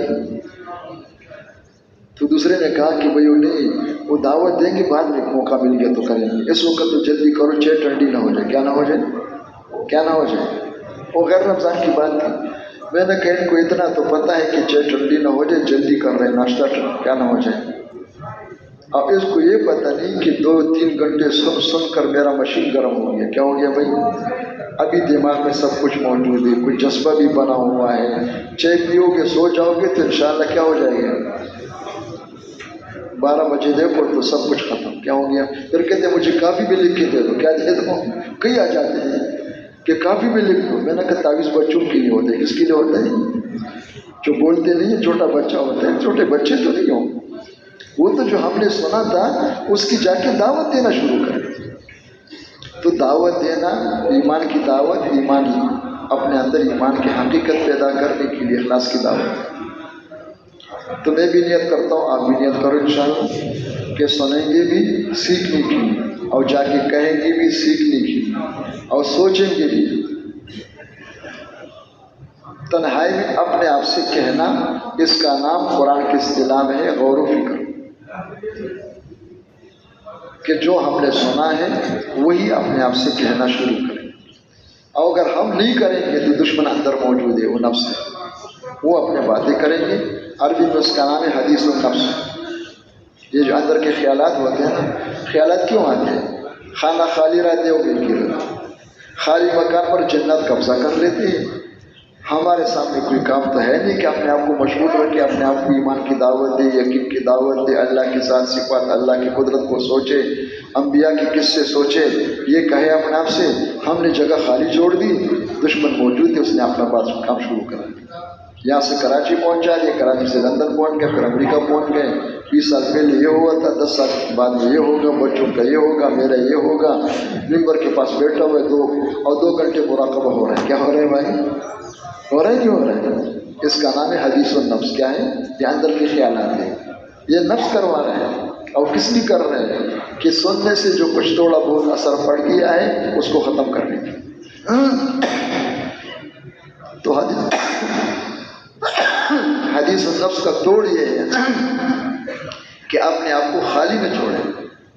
کر لیں گے انشاءاللہ بھائی۔ ایک گھڑی کا سوچنا کتنے سالوں کی عبادت سے بہتر ہے۔ 60 سال بھی ہے، 70 سال بھی، 80 سال بھی ہے۔ مرفوع روایتیں نہیں، موقوف روایتیں صحیح ہے۔ موقوف ہے یعنی صحابہ کے اقوال ہی صحیح ہے۔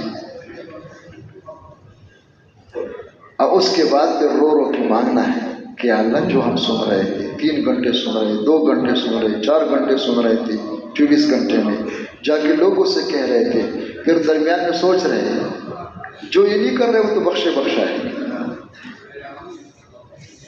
جو کر رہے ہیں اس کے بعد پھر اگلا مرحلہ ہے کہ ہاتھ پہ لا کے رونا شروع کرے کہ اللہ جو میں سن رہا ہوں، اے اللہ دل تو آپ کے قبضے میں ہے، لاؤڈ اسپیکر تو ہم نے لگا دیا، کیا لگا دیا بھائی، لیکن دل تو کسی کے قبضے میں نہیں ہے۔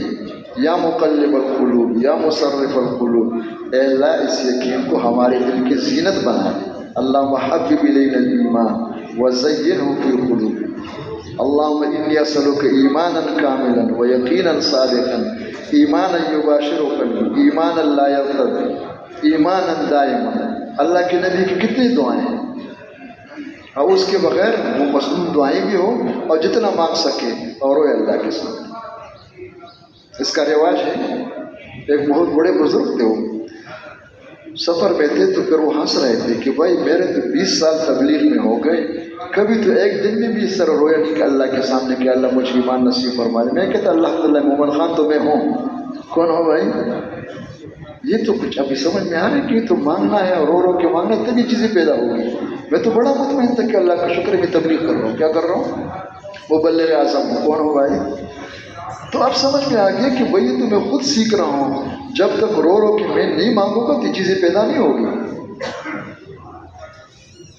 لیکن وہ میں نے بتا دیا کہ بھائی کیا ہوتا ہے، اندھ میں کانا کیا ہوتا ہے، راجا ہی ہوتا ہے۔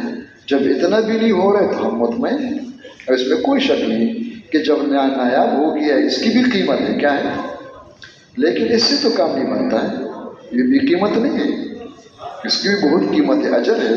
لیکن جب اللہ نے توفیق نصیب فرمائے نکل کر کے آئے تو پورا نقشہ سامنے ہو، اس پہ چلنا ہے اور چلانا ہے۔ تو اکیلے چلنا ہے یا سب کو چلانا ہے؟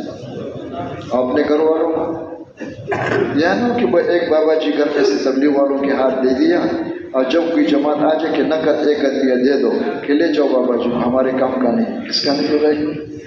کس کا نہیں ہے؟ اور نوجوان کیا کر رہے ہیں کہ جی وہ پیسہ کما رہے. کیا کما رہے ہیں؟ کیا کما رہے ہیں؟ اس کا کیا معنی؟ اس کا معنی کہ واضح یقین نشانی ہے کہ دل کا یقین اعمال کے لیے مال پر ہے. کس پر ہے؟ کس پر ہے؟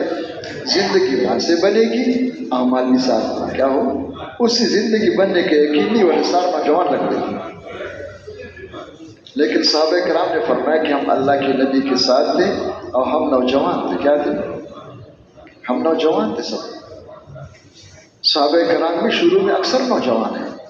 مدینہ منورہ سے آنے والے، ان کی جو ہے کیا ہے رہبری کرنے والے، اللہ کے نبی سے ملانے والے جو صحابی اسد بن زرارہ، اس کا عمر 20 سال سے کم ہے. اور پھر وہاں جا کے جب ماحول بن گیا، وہ تو آپ کے علم بھی ہے کہ تعلیم کے لیے کس کو بھیجا؟ بابا جی کو بھیجا یا کون تھے؟ مصعب بن عمر کون تھے؟ نوجوان تھے، کوئی بابا تھے. لیکن آج حالت اتنا بدل گیا ہے کہ یہ ذہن میں آ نہیں سکتا. وہ ایک دفعہ ایک بھائی سے میں نے پوچھا کہ بھائی قرآن پاک کے اولیاء تو آپ کے علم میں ہے کہ قرآن کے اولیاء کون ہیں؟ میں نے کہا سورہ کہف نہیں پڑھتے جمعے کے دن؟ جمعے کے دن قرآن پڑھو گے تو اتنا نور ملے گا کہ یہاں سے لے کر بیت اللہ تک اتنا نور ہے اس کے اندر جمعے کے دن. میں نے کہا اس میں ذکر ہے اصحاب کہف کہ ہاں اصحاب کہف. تو میں نے کہا آپ کو تو معلوم ہے نا کہ سارے بڑے بزرگ تھے کہ بڑے بڑے بابے تھے سارے. کون تھے بھائی؟ اس کا ذہن یہ ہوتا تھا کہ سفید ریش وہی ہوں گے. میں نے کہا قرآن میں تھے کہ انہم فتیۃ آمنوا بربہم، وہ چند نوجوان تھے، اس میں بابا کوئی نہیں تھا. کوئی بابا تھا ان میں؟ بولو بھائی. یعنی کہ بھائی 5 نوجوان تھے، 2 بابے تھے. کون تھے بھائی؟ اصحاب کہف سب نوجوان تھے. تو اصل میدان محنت نوجوان ہے. اچھا یہ بتاؤ مجھے، بوڑھے بابے جو ہوتے ایک گھر میں کتنا ہوتے؟ 10 ہوتے ہیں 15 ہوتے ہیں؟ زور سے کہو. اور نوجوان کتنے ہیں؟ تو جب ان کو ہاتھ مت لگاؤ، بابوں کو لے جاؤ تو کتنا ہوگا؟ اصل میدان محنت کون ہے؟ نوجوان ہے. کون ہے؟ تو ہم سب نیت کر لیں انشاءاللہ کہ یہ نہیں ہوتا کہ خود پھرنا ہے انشاءاللہ اور بچوں کو مت چڑھنا، وہ مال کما رہے ہیں. کیا کر رہے ہیں؟ زندگی مال سے نہیں بنے گی، زندگی اللہ بنائیں گے، اعمال بھی بنائیں گے. خود بھی اعمال والے بن جاؤ، اعمال صالح، بچوں کو بھی اعمال صالح والے بنائیں. اور اعمال صالح ہمیں کمانا بھی آ جائے گا. یہ کمانا اس سے باہر نہیں ہے. ایمان سیکھ لو گے، اخلاص سیکھ لو گے، حکم پہ چلنا آ جاؤ گے تو کبھی حکم ہوگا مال کمانے کا، کبھی ہوگا کہ مت کماؤ، کبھی لگنے کا، کبھی لگنے کا. اور طریقہ بھی اس کا ہوگا کہ اس طرح کمانا ہے، اس طرح نہیں کمانا ہے. یہ پورا نظام ٹھیک ہو جائے گا. تو سب سے پہلی چیز یہ ایمان اخلاص ہے. اور اللہ کا شکر ہے اس اتنا اہمیت کے باوجود جو ہے اگر ایمان اخلاص سیکھ لے، نہ سیکھو تو جان دینا بھی 1 پیسے کے لیے پلاسٹک کی. لیکن ایمان اخلاص سیکھ لے تو جان دینا تو بہت بڑی دولت ہے. فاحشہ عورت نے، ایک رنڈی نے کتے کو پانی پلائی لیکن اخلاص موجود ہے. کیا موجود ہے؟ تو کہاں پہنچ گئی؟ ہاں. اور شہید نے جان دی ہے لیکن اخلاص نہیں ہے تو کہاں پہنچ گیا؟ اندازہ لگا اس جہنم میں پہنچ گیا. اس سے اندازہ لگا کہ اگر اخلاص سیکھیں گے پھر نمازوں کا کتنا ہوگا، روزوں کا کتنا ہوگا، جان دینے کا کتنا ہوگا. اور اگر ایمان اخلاص نہیں سیکھ رہے تو نہیں ہو سکتا ہے. ہو گیا تو کیا ہوگا؟ اس کا ماحول بن جائے کہ ایمان سیکھنا ہے. اخلاص شروع یہی سے سیکھنا، پورا دن سیکھنا ہے. بندگی بھی ہے، نمائندگی بھی، ہر جگہ لیکن اپنی جگہ پہ. اب ایمان سیکھنے کا طریقہ کیا ہے؟ حضرت فرمایا کرتے تھے کہ لا الہ الا اللہ محمد رسول اللہ. سب کہو بھائی.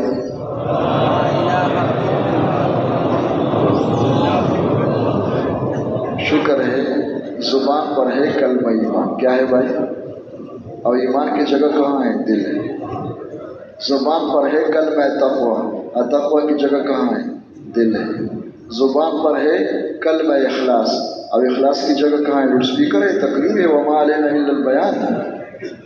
بس تو یہ فرق واضح ہو. ایک دفعہ مشورے میں ایک جماعت کام کر کے واپس آئی. بولنے والے بڑے تیز تھے، ہم نے یہ کر لیا وہ کر لیا، ہم نے سب کچھ سیکھا، آخر میں اس پہ پہنچ گئے کہ ہم نے ایمان بھی سیکھا، اخلاص بھی سیکھا، ایمان مجمل بھی سیکھا، منت باللہ کما ہوا باسمائی و صفات مجملا، ایمان مفصل بھی سیکھا، منت باللہ و ملائکتی و کتبی۔ ہمارے بزرگ تھے لاہور کے، وہ ٹیک لگائے ہوئے تھے، سیدھے ہو کے بیٹھ گئے، مولانا ظاہر شاہ صاحب کی طرف منہ کر کے پوچھا مولانا اس کا نام ایمان ہے؟ منت باللہ و ملائکتی۔ مولانا نے فرمایا ایمان کے الفاظ ہیں۔ کیا ہے بھائی ایمان کی کیا ہے؟ الفاظ یاد کر کے مومن خان کہتے ہیں کہ بڑا مومن بن گیا۔ کیا بن گیا بھائی؟ جس کو الفاظ یاد نہیں تھے تو بخشے بخشا ہے۔ کیا ہے؟ تو یہ الفاظ ہے۔ اب مطالبہ کس کا ہے؟ جب تک زبان پر ہے تو کلمہ ایمان ہے، جب تک کھوپڑی میں ہے تو کیا ہے؟ ایمان کا علم ہے۔ کیا ہے؟ جب تک لاؤڈ اسپیکر میں ہے تو ایمان کا بیان ہے، یہ اندر اتر جائے دل میں تو ایمان ہے۔ اس لیے سب سے پہلا مطالبہ اس کلمے کا ہم سے کیا ہے؟ لا الہ الا اللہ محمد رسول اللہ میں سب سے پہلا مطالبہ یقین ٹھیک کرنے کا ہے۔ سب سے پہلا کام ہے یقین ٹھیک ہو جائے، نیت ٹھیک ہو جائے، زندگی بدل جائے، اس پر اللہ خوش ہو کر جنت دیں گے، دنیا میں جنتی زندگی دیں گے۔ اب اس کو پیدا کرنے کے لیے کیا کریں ہم؟ تو مسجد میں رہنا اور مسجد کے اعمال میں رہنا۔ تو مسجد کے اعمال میں سب سے پہلا عمل ہے دعوت، اور دعوت میں سب سے پہلا دعوت کس کا ہے؟ اللہ اکبر کا ہے۔ کس کا ہے؟ شکر اس زمانے میں بھی جب بہت کمزوری ہے پھر بھی اثرات موجود ہیں کہ جب بھی نماز کا وقت آتا ہے تو ہر مسجد میں صرف آواز آ رہی ہے، شور بہت ہو گیا تو لاؤڈ اسپیکر اللہ نے لگوا دیا۔ کیا لگوا دیا بھائی؟ تاکہ کوئی نہ کہہ سکے کہ آواز مجھے نہیں پہنچ رہا ہے۔ دنیا میں آتے سب سے پہلے کام میں آواز پہنچ گیا تھا کہ اللہ اکبر، اور روزانہ کتنے دفعہ سنا ہے۔ تو اس پہ ضرورت اس بات کی ہے کہ زبان کا اللہ اکبر جو ہے، یہ جو نعرے لگا رہے، کیا لگا رہے ہیں بھائی؟ اس پر صحیح محنت ہو جائے، یہ دل کی دولت بن جائے۔ بس صحابہ کرام کے دل میں جب اتر گیا تھا، وہ جب کہتے اللہ اکبر تو دشمن کا قلعہ ہل رہا ہے۔ کیا ہل رہا ہے؟ اور ہم کیا کرتے ہیں؟ نعرے لگا رہے ہیں اور ہمارا اپنا دل پہ کوئی اثر نہیں ہو رہا ہے۔ قلعے ہل جانا تو بات کی بات ہے۔ کیا بات ہے؟ تو سب سے پہلے سیکھنے کی چیز کیا ہے؟ اللہ کی بڑائی، اس کی دعوت دینا۔ اور جب اللہ اکبر کہیں گے تو اس کے ذہن میں یہ اللہ کی بڑائی سمجھانے کے ضمن میں آئے گی کہ مخلوق کی چھوٹائی، کہ مخلوق کیا ہے؟ چھوٹا ہے، اور اللہ کون ہے؟ بڑا ہے۔ اور بڑا چھوٹا ہونے کا معنی جسم کے اعتبار سے نہیں ہے، کس اعتبار سے ہے؟ کہ مخلوق اللہ کے بغیر نہیں کر سکتے، مخلوق اللہ کے محتاج ہے۔ میں بھی مخلوق ہوں، آپ بھی مخلوق ہو، بادشاہ سلامت بھی مخلوق ہے، سپہ سالار بھی مخلوق ہے، کارخانے والی بھی مخلوق ہے، اور مخلوق اللہ کے بغیر اٹھ بھی نہیں سکتے، بیٹھ بھی نہیں سکتے، ہل بھی نہیں سکتے، مر بھی نہیں سکتے۔ کیوں؟ یہ تو چھوٹے ہیں، چھوٹوں سے کیا ہوتا ہے؟ آپ جاتے ہیں نا کہاں پہ کہ کس سے ملا، کہ وہ دروازے کے اللہ کے بندے چھوٹوں سے ملے، وہ کیا کر سکتے؟ وہ بڑے سے ملنا چاہیے تھا۔ کیا ملنا چاہیے تھا؟ ان کو بڑا کہہ رہے سوچ سمجھ کر، بڑا ڈاکٹر ہے، اس نے کہا چینی استعمال نہ کرو، شوگر بڑھ جائے گی، نمک مت کھاؤ، یہ نہ کھاؤ کہ جی کیا ہے؟ اور اللہ اکبر کہتے، اللہ کہتے سود مت لو ورنہ اعلان جنگ کے لیے تیار ہو جاؤ، سب کچھ ہو رہا ہے۔ حضرت فرمایا کہتے کہ بیوقوف نے اللہ کو سمجھا نہیں، بغیر سمجھے کہتے اللہ اکبر۔ بڑا وزیر ہے، بڑا ڈاکٹر ہے، بڑا انجینئر ہے، بڑا دکان ہے، بڑا کارخانہ ہے، سمجھ کے بول رہے ہیں، اللہ اکبر بغیر سمجھے بول رہے ہیں۔ تو اس پر محنت ہے، اس کی دعوت ہے کہ دل دماغ میں اتر جائے، دل کا یقین بن جائے کہ اللہ اکبر بڑا کون ہے اور کتنا بڑا ہے۔ اللہ اتنا بڑا ہے کہ اللہ کی بڑائی کا کوئی حد نہیں ہے۔ اور پھر ہم مخلوق ہیں، سب مخلوق ہیں، حکومت والی بھی اور ملک والی بھی اور مال والی بھی ہے، آپ بھی، ہم چھوٹے ہیں، اور کتنے چھوٹے ہیں؟ اتنے چھوٹے کہ ہماری چھوٹائی کا کوئی حد نہیں، ہم کچھ نہیں کر سکتے اللہ کے بغیر۔ یہ بات زبان پہ آ جائے یا دل میں اتر جائے؟ زبان کو ذریعہ بنا دو، زبان سے کہنا، کانوں سے سننا، دماغ سے سوچنا، اللہ سے رو رو کے مانگنا، یہ وہی طریقہ جو پہلے زمانے میں تھا، لَيُصْلِحَ آخِرَ هَٰذِهِ الْأُمَّةِ إِلَّا مَا صَلَحَ بِهِ أَوَّلُهَا۔ علماء نے لکھا ہے، محققین نے لکھا ہے کہ صحابہ کرام کا یہ کہنا کہ تعلم الایمان یہی تزکیہ ہے، اصلاح ہو جائے، تزکیہ ہو جائے، انسان بن جائے، کیا بن جائے؟ وہ کیا ہے؟ ایمان سیکھو۔ کون سی ایمان؟ صحابہ والی ایمان کا مثال یوں سمجھو جس طرح انسان کی صحت ہے، ایک آدمی بیمار ہے، چارپے پہ پڑا ہوا ہے، بوڑھا بابا بن کے کچھ نہیں کر سکتے، اللہ اس کو جوانی دے دے، اس کو صحت دے دے، پھر دیکھو کیا ہو سکتا ہے۔ تو دنیا میں اس وقت جتنے پریشانیاں ہیں، سارے پریشانیوں کی سبب کیا ہے؟ ظہر الفساد فی البر والبحر بما کسبت ایدی الناس، انسانی مشین کا استعمال غلط ہو رہا ہے۔ بس اس کے اوپر مسلمانوں پر اللہ نے باطل والوں کو مسلط کر دیا۔ کیا کر دیا بھائی؟ وَحَسْنَ عَلَيْكُمْ عِبَادًا لَنَا أُولِي بَأْسٍ شَدِيدٍ فَجَاسُوا خِلَالَ الدِّيَارِ۔ اب اس کو گالی دینے سے، نعرے لگانے سے یہ اللہ کے عذاب دور نہیں ہوگی۔ جس سبب پہ اللہ ناراض ہو کے عذاب مسلط کیا ہے، اس سبب کو دور کرو، اللہ کو راضی کر کے توبہ کرو، اللہ پاک ان کو نیچے کر کے آپ کو اوپر کر دیں گے۔ اس کو کہتے ہیں انقلاب۔ اور پھر اعمال کی خرابی کا وجہ کیا ہے؟ اعمال کی خرابی کا وجہ یقین کا بگاڑ ہے۔ کیا ہے؟ اور اس کے بغیر سمجھ نہیں، اس لیے میں عرض کر دیتا ہوں۔ وہ کوئی بیمار گیا کسی معالج کے پاس، علاج کرنے والوں کا نام تو آپ کو جانتے ہوں گے جو علاج کرتے ہیں۔ ایک معالج کے پاس گیا تو اس نے پوچھا کیا تکلیف ہے؟ تو اس نے کہا کہ گھٹنے میں درد ہے۔ پوچھا عمر کیا ہے؟ کہ تقریباً کوئی 60-70 کے قریب ہے۔ تو معالج نے کہا کہ 60-70 پہ پہنچ کر یہ گھٹنوں کا درد جو ہوتا ہے یہ مستقل بیماری نہیں ہے، ہماری کتاب میں بیماری شمار نہیں ہوتا ہے، یہ عمر کا تقاضا ہے، بڑھاپے میں ہو جاتا ہے۔ کیا ہو جاتا ہے؟ تم بوڑھے ہو، یہ بڑھاپا ہے۔ اور کیا تکلیف ہے؟ تو اس نے کہا کمر میں درد ہے، کہ وہی چیز ہے، بڑھاپا ہی ہے۔ اور کیا تکلیف ہے؟ کہ نظر کمزور ہے، کہ بڑھاپا ہی ہے۔ کہ اور کیا تکلیف ہے؟ کہ سنا ہی نہیں دیتا، کہ بڑھاپا ہی ہے۔ اور کیا تکلیف ہے؟ جوڑ کر چکر آ کے گر جاتا ہوں، کہ بڑھاپا ہی ہے۔ اب اس بابا جی کو بڑھاپے کے لفظ بوڑھی لگ رہی ہے کہ میرے بال سفید ہو گئے تو میں بوڑھا ہو گیا، میں تو کل کا بچہ ہوں۔ اندر غصے ہو رہے ہیں، لیکن قہر درویش بر جانے درویش۔ فقیر غصے ہو تو کس پر غصہ نکالے؟ اپنے اوپر غصہ نکالے، آگے تو کچھ نہیں مل سکتا۔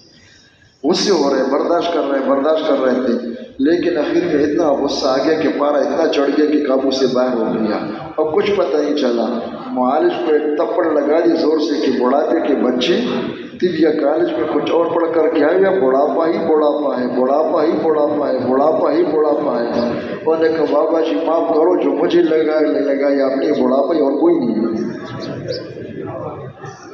ساری امت پریشان ہے، مال کی کمی نہیں ہے، علم کی کمی نہیں ہے، اداروں کی کمی نہیں ہے، چیزوں کی کمی نہیں ہے، کس چیز کی کمی ہے؟ ایمان صحیح ہے۔ کیا ہے؟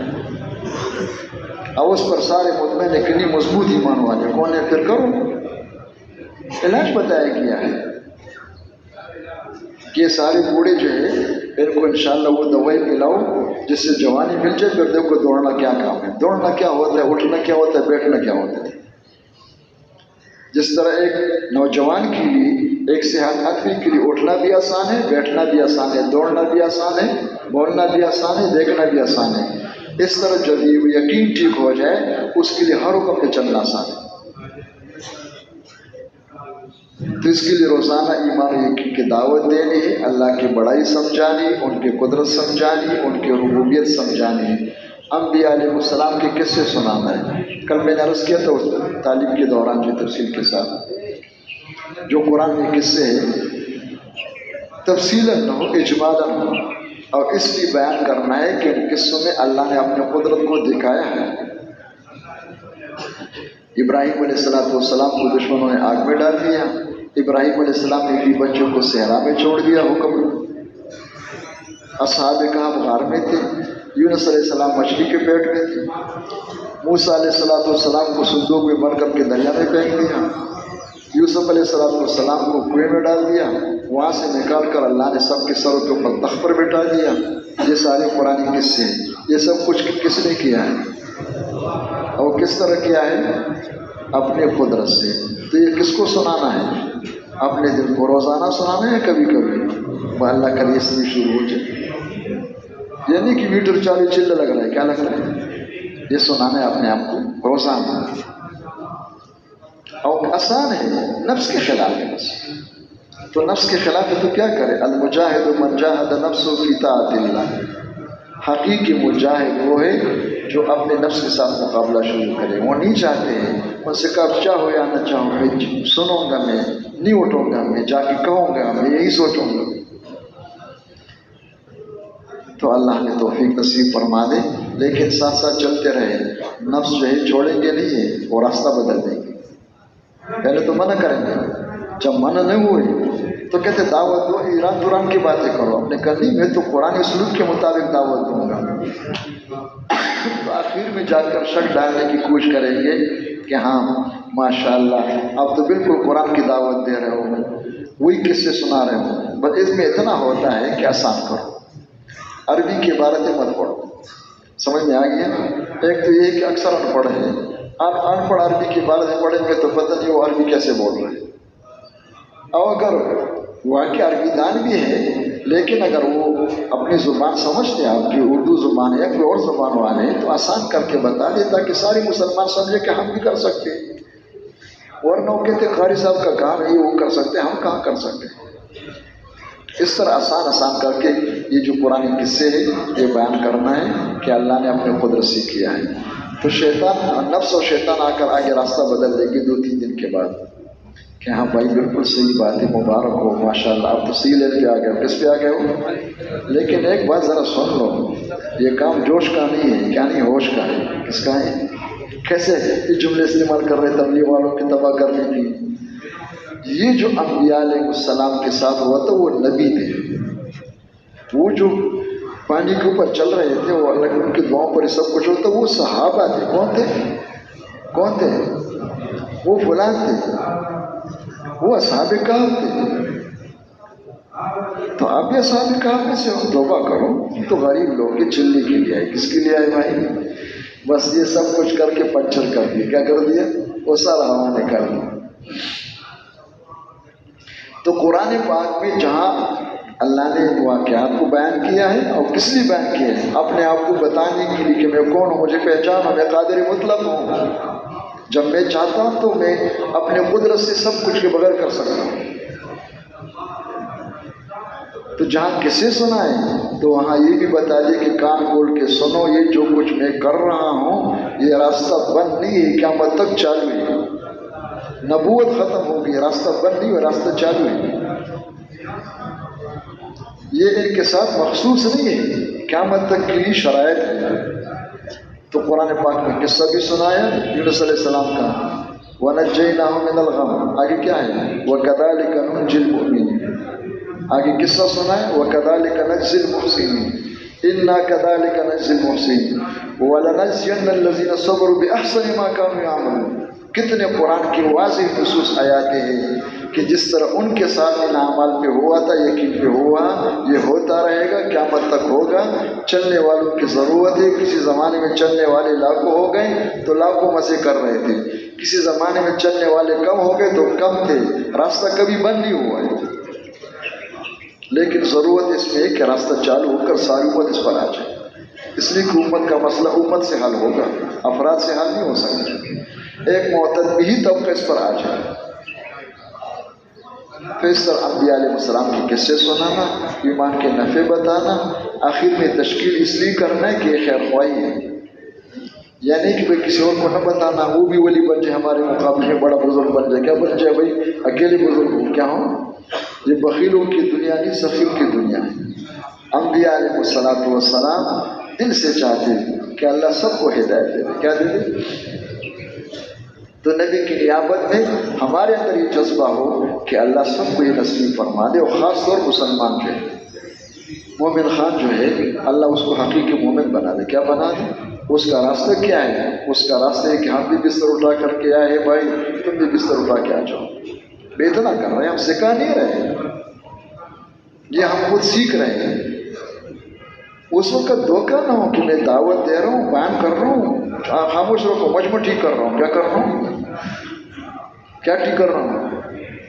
حضرت ہمارے حضرات دونوں کا فرمان ہے، مولانا انعام صاحب کا بھی، مولانا دونوں کا، کہ دیکھو اللہ کا وعدہ محنت کرنے والے کے ساتھ ہے، جو صحیح محنت کرے گا اس کے ساتھ وعدہ لَنَهْدِيَنَّهُمْ، اللہ ان کو ہدایت دے گا.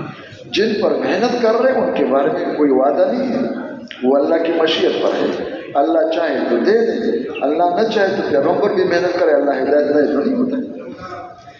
اب شیطان کا پھر آخری حملہ یہ ہوتا ہے کہ جب سیر پر آ گیا ہے تو اپنے آپ سے غافل کر کے چراغ تلے اندھیرا ہوتا ہے، خود اپنے آپ کو تو پہنچا ہوا سمجھے کہ لوگوں کو ٹھیک کر رہا ہوں. نہ وہ ٹھیک ہو رہے نہ ہم ٹھیک ہو رہے ہیں. 20 سال کے بعد کہتے ہیں کہ بھئی اسلام ہو رہے، کوئی اور راستہ چالو کرو. نہیں، کبھی ادھر کبھی ادھر، نہ خدا ہی ملا نہ وصال سنم، بس راستے غلط اختیار کر دیا تھا. نام تھا کہ میں تبلیغ میں چل رہا ہوں، چلے لگا رہا ہوں، کر رہے تھے اپنے من سے. تو ایک راستہ ہے، سب کچھ متعین شدہ ہے، اس کے مطابق چلنا بھی ہے، لوگوں کو خوشامد کر کے لانا بھی ہے، اور پھر رو رو کے اللہ سے مانگنا ہے کہ اللہ یقین مجھے نصیب فرما دے. اور رونا آنا ہے تو رونے کی شکل بنا. تو دین سیکھنے میں سب سے پہلے کیا سیکھنا ہے بھائی؟ ایمان و اخلاص. اس کا طریقہ یہ جو ہم نے سن لیا ہے، تو سننے سے آئے گا یا کرنے سے آئے گا؟ ہاں، افطاری جو ہے سننے سے آتا ہے یا کرنے سے؟ بولو بھائی. اور سیری کرنے سے آتا ہے یا دیکھنے سے؟ تو یہ جانو کہ بس اللہ کا شکر ہے، سننے میں ہم 2 گھنٹے لگا چکے. کیا لگا چکے؟ سننا تو اس لیے ہوتا ہے کہ وہ صحیح لگے، طریقہ سامنے آ جائے کہ کرنا کیا ہے ہم نے. اور سننے سے بھی فائدہ ہے، لیکن پورا فائدہ تب ہوگا جب سننا بھی ہو، آگے جا کے کہنا بھی ہو، کرنا بھی ہو اور رونا بھی ہو. اور اتنا 4 مہینے میں اور 1 سال میں اس میں لگنا ہے کہ میرا آپ کا مزاج بن جائے. کیا بن جائے؟ رنگ چڑھ جائے، داخلہ مل جائے، اور وہاں جا کر اتنا رنگ چڑھ جائے، اتنی مناسبت پیدا ہو جائے بقول مولانا یوسف رحمۃ اللہ علیہ کی، کہ واپس جا کر اگر آپ کو ساری دنیا کا وزیر اعظم بنا دے. کس کا؟ اتنی جگہ کے وزیر اعظم نہیں، ساری دنیا کا وزیر اعظم آپ کو بنا دے، 4 مہینے 1 سال میں آپ کو اتنی مناسبت پیدا ہوئی ہو ان اعمال کے ساتھ کہ ساری دنیا کے وزیر اعظم بن کر کے آپ کے مسجد کے اعمال ناغا نہ ہو. کیا نہ ہو؟ کیا نہ ہو؟ مسجد میں بھی جتنا وقت دینا ہے اور جو کرنا ہے. یہ سمجھو کہ رنگ چڑھ گیا، انشاءاللہ یہ چلتے چلتے کیا بنے گا؟ بندہ بھی بنے گا، اللہ سبحانہ نمائندہ بھی بنے گا. تو راستہ کھلا ہوا ہے. اب اس کے بعد پھر اعمال ہوتے ہیں. صحابہ کرام نے پہلے کیا سیکھا؟ ایمان سیکھا، اعمال بعد میں سیکھے. تو اعمال میں جو جس طرح ایمانیات کی بنیاد ہے، لا الہ الا اللہ محمد رسول اللہ عنوان ہے، بورڈ لگا ہوا ہے، آگے تفصیل ہے، اس کے شعبے ہیں. اس طرح اعمال صالحہ ایک نہیں ہے، لاکھوں ہیں. کتنے ہیں؟ لیکن سب کی بنیاد نماز ہے. قیامت کے دن اعمال میں سب سے پہلے کس عمل کا حساب ہوگا؟ اگر نماز کا عمل ٹھیک ہو، صحیح ہے، تو سب کچھ ٹھیک ہے. اگر نماز خراب ہے تو سب کچھ خراب ہے. زکوٰۃ، روزہ، حج، سب کا یہ حال ہو. اب نماز پر محنت وہ کرے جس کے سامنے نماز کی حقیقت ہو. جس کے سامنے نماز کی حقیقت نہیں ہے، 2-4 رکعت پڑھتے بچوں کی طرح، وہ کیا محنت کرے؟ وہ تو مطمئن ہے کہ اللہ کا شکر ہے مصلی میرے پاس 2 مصلی. کتنے ہیں بھائی؟ تہجد ہی پڑھ رہا ہوں. کیا پڑھ رہا ہوں؟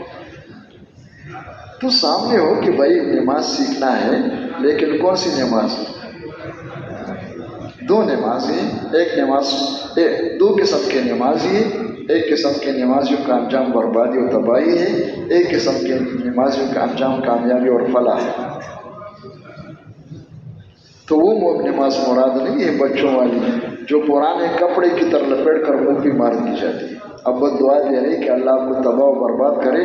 جو حشر آپ نے رمضان شریف میں میرے ساتھ کیے وہ آپ کے ساتھ ہو جائے.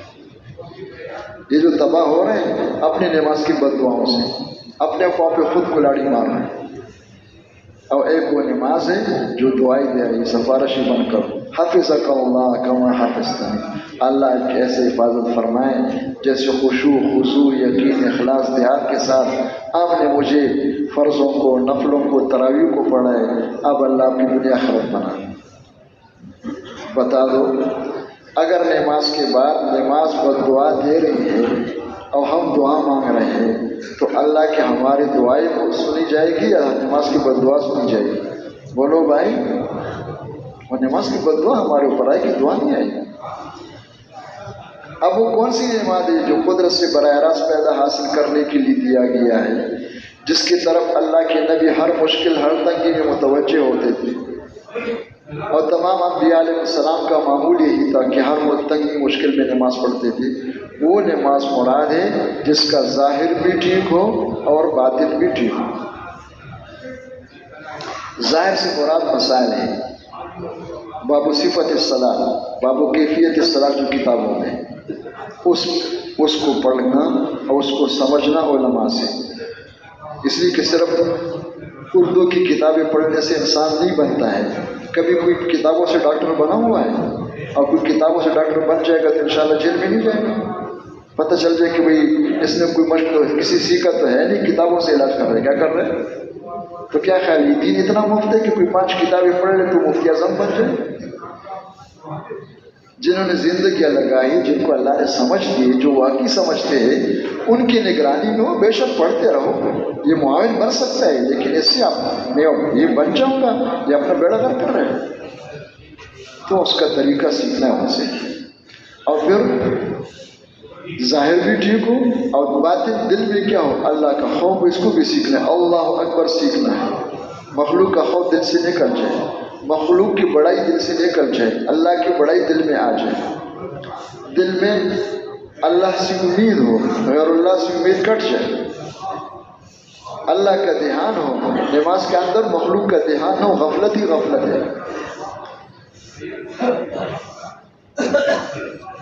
نماز کے اندر اغراض نہ ہو کہ لوگ کہتے بڑے خوش آواز ہیں، ماشاء اللہ، کیا ہے بھائی یہ آدمی تو بڑا بزرگ ہو، اس کی شادی ہو جائے، کیا ہو جائے بھائی؟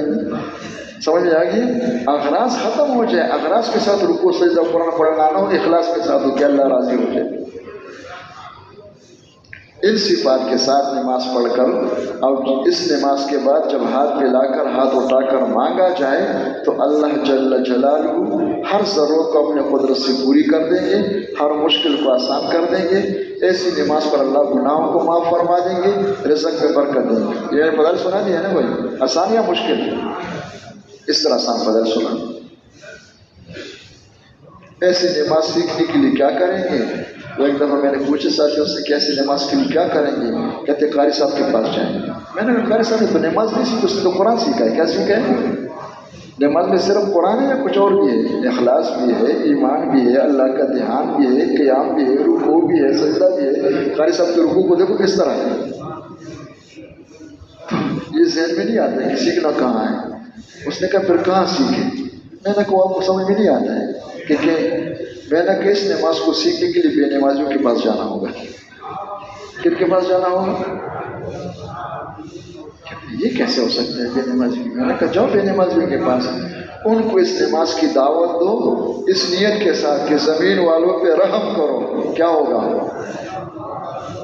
ارحموا من فی الارض یرحمکم من فی السماء۔ سمجھ میں آ گیا؟ تو لوگوں کے پاس جا کر کے ان کو ٹھیک کرنے کے لیے نہیں جا رہے ہیں کہ میں تو ماشاءاللہ امام المصلین ہوں، یہ بے نمازی ہے۔ خود اپنے آپ کو اناڑی سمجھ کر، خالی سمجھ کر گشتیں کرو، کسی مسلمان کو باہر مت چھوڑو، سب کو مسجد میں لے آؤ، اور یقین کرو جب یہ آئیں گے اللہ کی رحمت متوجہ ہوگی تو میرا بھی کام بنے گا۔ یہ لوگ مجھ سے بہتر ہیں، میں تو بہت سست آدمی ہوں، 20 سال سے تبلیغ میں چل رہا ہوں، ابھی تک نماز میں نے سیکھی نہیں ہے۔ یہ بڑے تیز لوگ ہیں، انشاءاللہ ان کو سمجھ میں آ جائے گا تو انشاءاللہ جلدی ہی صحیح نماز والے بن جائیں گے، اس کی برکت سے اللہ میرا بھی بنا دیں۔ کیا بنا دیں؟ تو ان کے پاس جانا گشتوں میں اور اس نماز کی دعوت دینا، اور نماز کی دعوت میں رسول اللہ صلی اللہ علیہ وسلم اور صحابہ کرام کی نماز کے قصے سنانا۔ اصل نماز وہ ہے، ہمارے پاس نقل ہے۔ کیا ہے ہمارے پاس؟ کیا ہے؟ نقل پر محنت کرتے کرتے کرتے کرتے انسان اصل پہ پہنچ سکتا ہے۔ یہ مت سمجھو کہ کچھ نہیں ہے، نقل ہے، لیکن اس کو اصل مت سمجھو، اس پہ محنت شروع کرو تاکہ اس نماز کے اندر وسائل سے بات پیدا ہو جائے، اور پھر اللہ سے رو رو کے مانگنا ہے کہ اللہ مجھے وہ نماز نصیب فرما۔ کون سی نماز؟ اور جتنا ہو گیا ہے اس کو اپنا کمال نہ سمجھے، کہ میں جان مار رہا ہوں، میں نے بہت جان ماری ہے، میں نے بہت کام کیا ہے، جتنا ہو گیا ہے اس کو سمجھو کہ فضل ہے کس کا، کرم ہے کس کا۔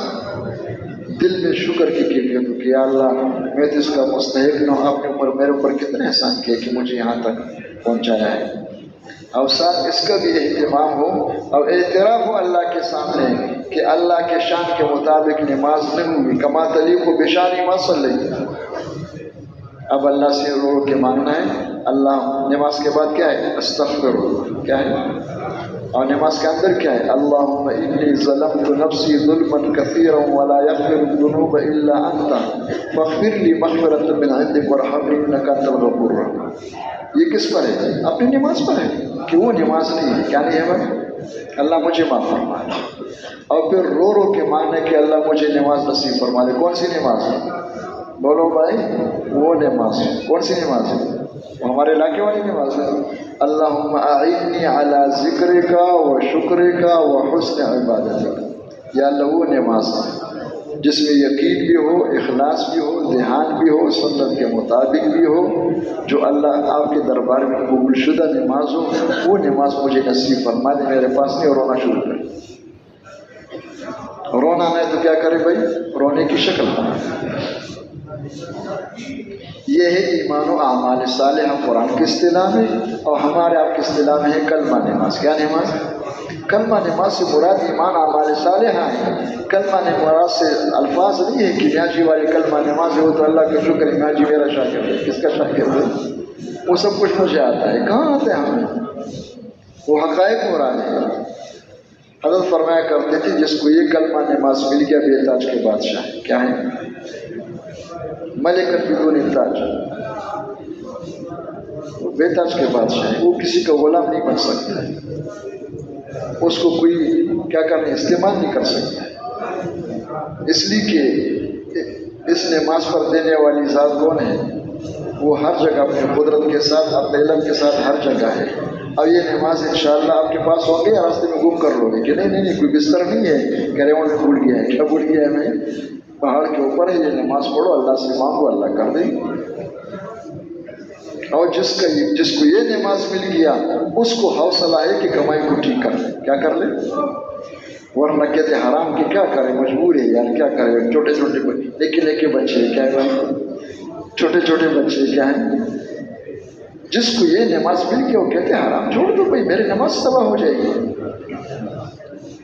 وہ ایک نشے والے کا قصہ مشہور ہے کہ اس نے نشہ کیا تھا تو گھاس کاٹنے کے لیے جا رہے تھے، درانتی ساتھ تھی، وہ نیچے گر گیا پانی میں، یہ بیٹھے ہوئے تھے۔ کسی نے آ کے کہا کہ بھائی کیا کر رہے ہو؟ عصر کا وقت، مغرب قریب ہے، کہ میں گھاس کاٹنے کے لیے آیا تھا، وہ چارہ جو ہے گائے کے لیے، تو کرو نا۔ کہتے ہو درانتی نیچے گر گئی کس میں؟ پانی میں۔ تو نے کہا نیچے اتر جاؤ، اٹھاؤ نا۔ اس نے کہا 5 روپے کی درانتی نہیں ہے، 10 روپے کا نشہ خراب ہو رہا ہے۔ کیا خراب ہو رہا ہے؟ نشے پر کتنا خرچ ہوا تھا؟ 10 روپے، اور درانتی کتنے کی ہے؟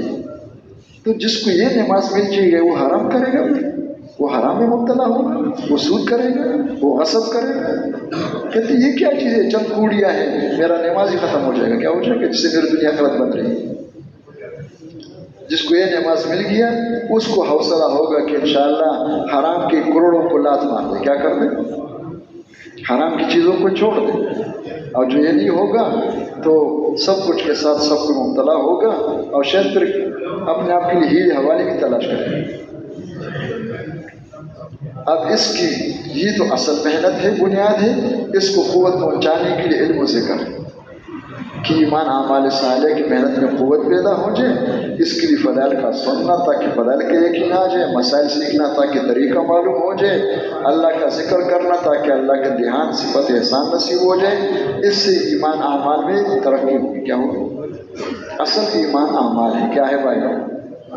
یہ اس کے لیے۔ اب ان کو بچانے کے لیے اقران مسلم ہے کہ اخلاق سیکھو، کسی کو نقصان اور کسی کو تکلیف مت دو، ورنہ قبول شدہ اعمال ان کے ہاتھ جائیں گے، ان کی گناہیں آپ کے پاس آ جائیں گے۔ اور پھر ہر ایک کا اکرام کرنا ہے، مسلمان کے اکرام کرنا، عالم کے اکرام کرنا، اللہ کے راستے میں نکلے مہمان کا اکرام کرنا، اس نسبت سے کہ اللہ کے راستے کا مہمان ہے، دین کا عالم ہے، کلمہ کلمہ گو ہے، انہیں کا اکرام کریں گے تو اللہ ہمیں دولت نصیب فرمائے۔ اور غیبت تو سب کی حرام ہے، خنزیر سے بدتر ہے، زنا سے بھی بدتر ہے۔ زنا کرنے سے اتنی ظلمت دل میں نہیں آئے گی جتنی غیبت سے آئے گی۔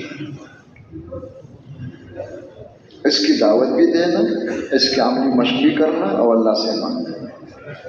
اب یہ سارے اعمال جو ہے یہ نور ہی نور ہے، ان اعمال کی دعوت دینے سے نور آئے گی، اس کو سننے سے کرنے سے، لیکن نور تب آئے گی جب یہ سب کچھ اللہ کے لیے، سننا بھی اللہ کے لیے، بولنا بھی اللہ کے لیے، کرنا بھی اللہ کے لیے۔ اس لیے نیت کو بار بار ٹھیک کرنے کا نام تصحیح نیت ہے۔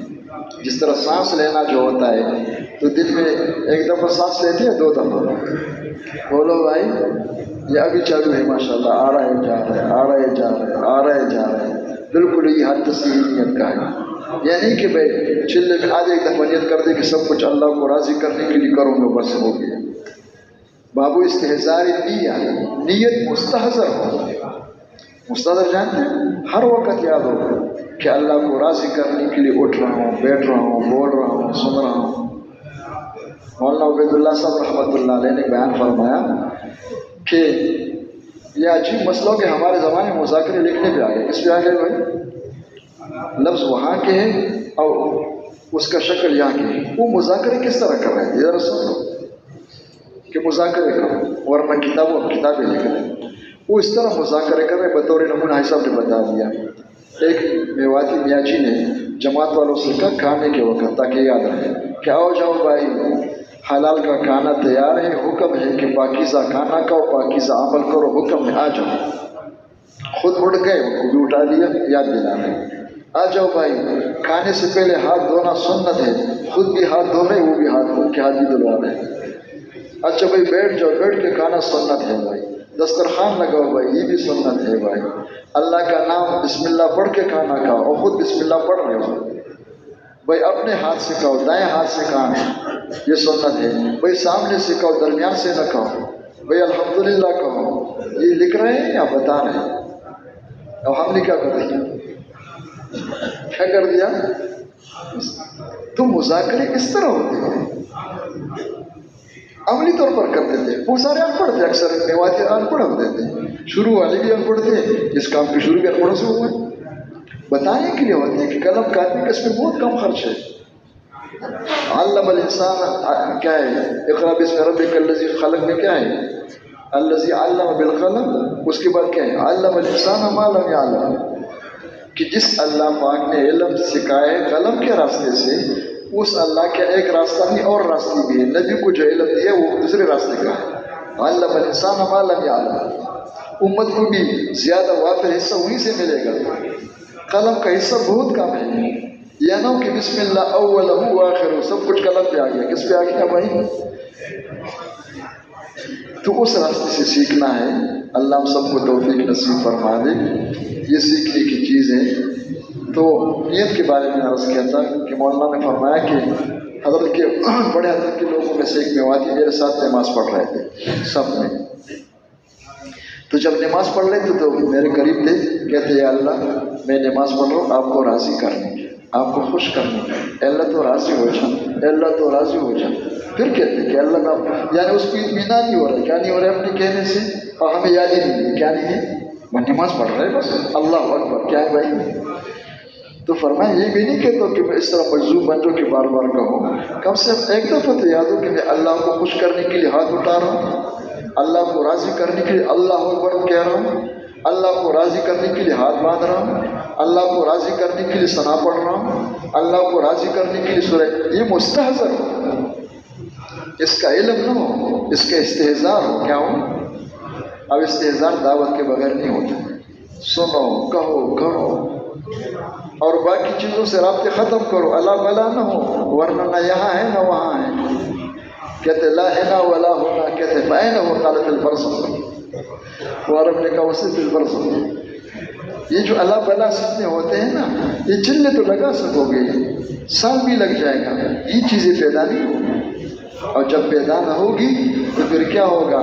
اس مبارک کو بدنام کرنے والے میں اور آپ بنیں گے، کہ اب تبلیغ میں کہاں بنتے ہمارے پاس 5 سال لگایا ہوا وہ بھی اسی طرح کر رہے ہیں، ان کو پتہ نہیں کہ سال کس طرح لگایا ہے میں نے، 4 مہینے میں نے کس طرح لگائے۔ جس طرح مسلمان اسلام کو بدنام کر رہے ہیں اس طرح غلط چلنے والے ہم اس کام کو بدنام کریں گے، اس لیے کہ وہ باہر دیکھنے والے اندر تو آئے نہیں ہیں، باہر سے اینک لگائے ہوئے ہیں، کیا لگائے ہوئے ہیں، اور ہمیں دیکھ کر وہ فیصلہ کر رہے ہیں کہ کوئی خاص چیز نہیں ہے، کیا نہیں۔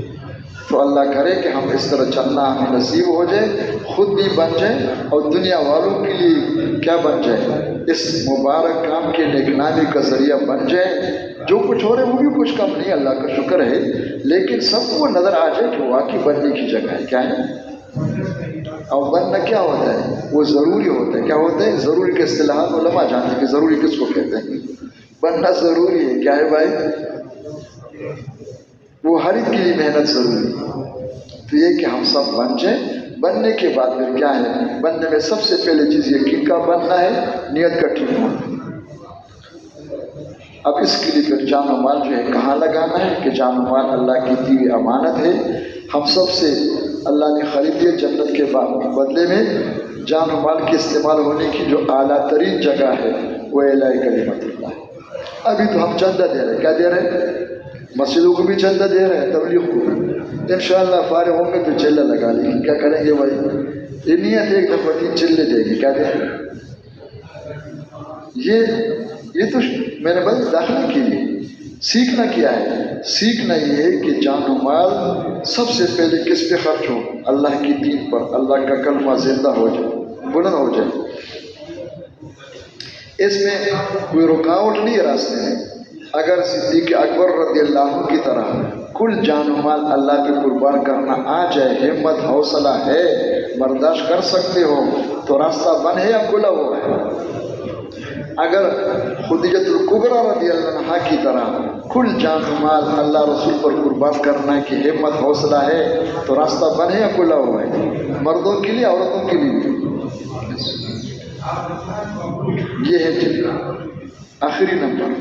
اور پھر جان و مال باقی کا خرچ ہو جائے تو جان و مال جس طرح اللہ کے دین پر خرچ کرنا، اس طرح اللہ کے بندوں پر، اللہ کے دین پر بھی اللہ کے لیے، بندوں پر بھی، اغراض کے لیے نہ ہو۔ فائدہ سب کو پہنچانا ہے، فائدہ اٹھانا نہیں ہے اسے۔ اور اپنے اوپر، اپنے بیوی بچوں پر جان و مال کتنا خرچ کرو، کلو وشربو ولا تسرفوا۔ جب یہاں آ جاتے ہیں تو یہاں لکیر کھینچ لیا کہ دیکھو اتنا ہو سکتے اس سے آگے نہیں جانا۔ کمانا بھی خواہش پر نہ ہو، کمانا حاجت پر ہو۔ کس پر ہو، کھانا کھلانا اور پہنانا حاجت کی حد تک، کس کے حد تک ہو، خواہشات نہ ہو۔ خواہشات کی جگہ کون سی ہے بھائی، جنت ہے۔ دنیا میں کسی کی خواہشات کبھی پوری نہیں ہو سکتی۔ خواہشات پورے ہونے میں لگ جائیں گے تو خواہشات پورے ہونے کی جگہ سے معلوم ہو جائے۔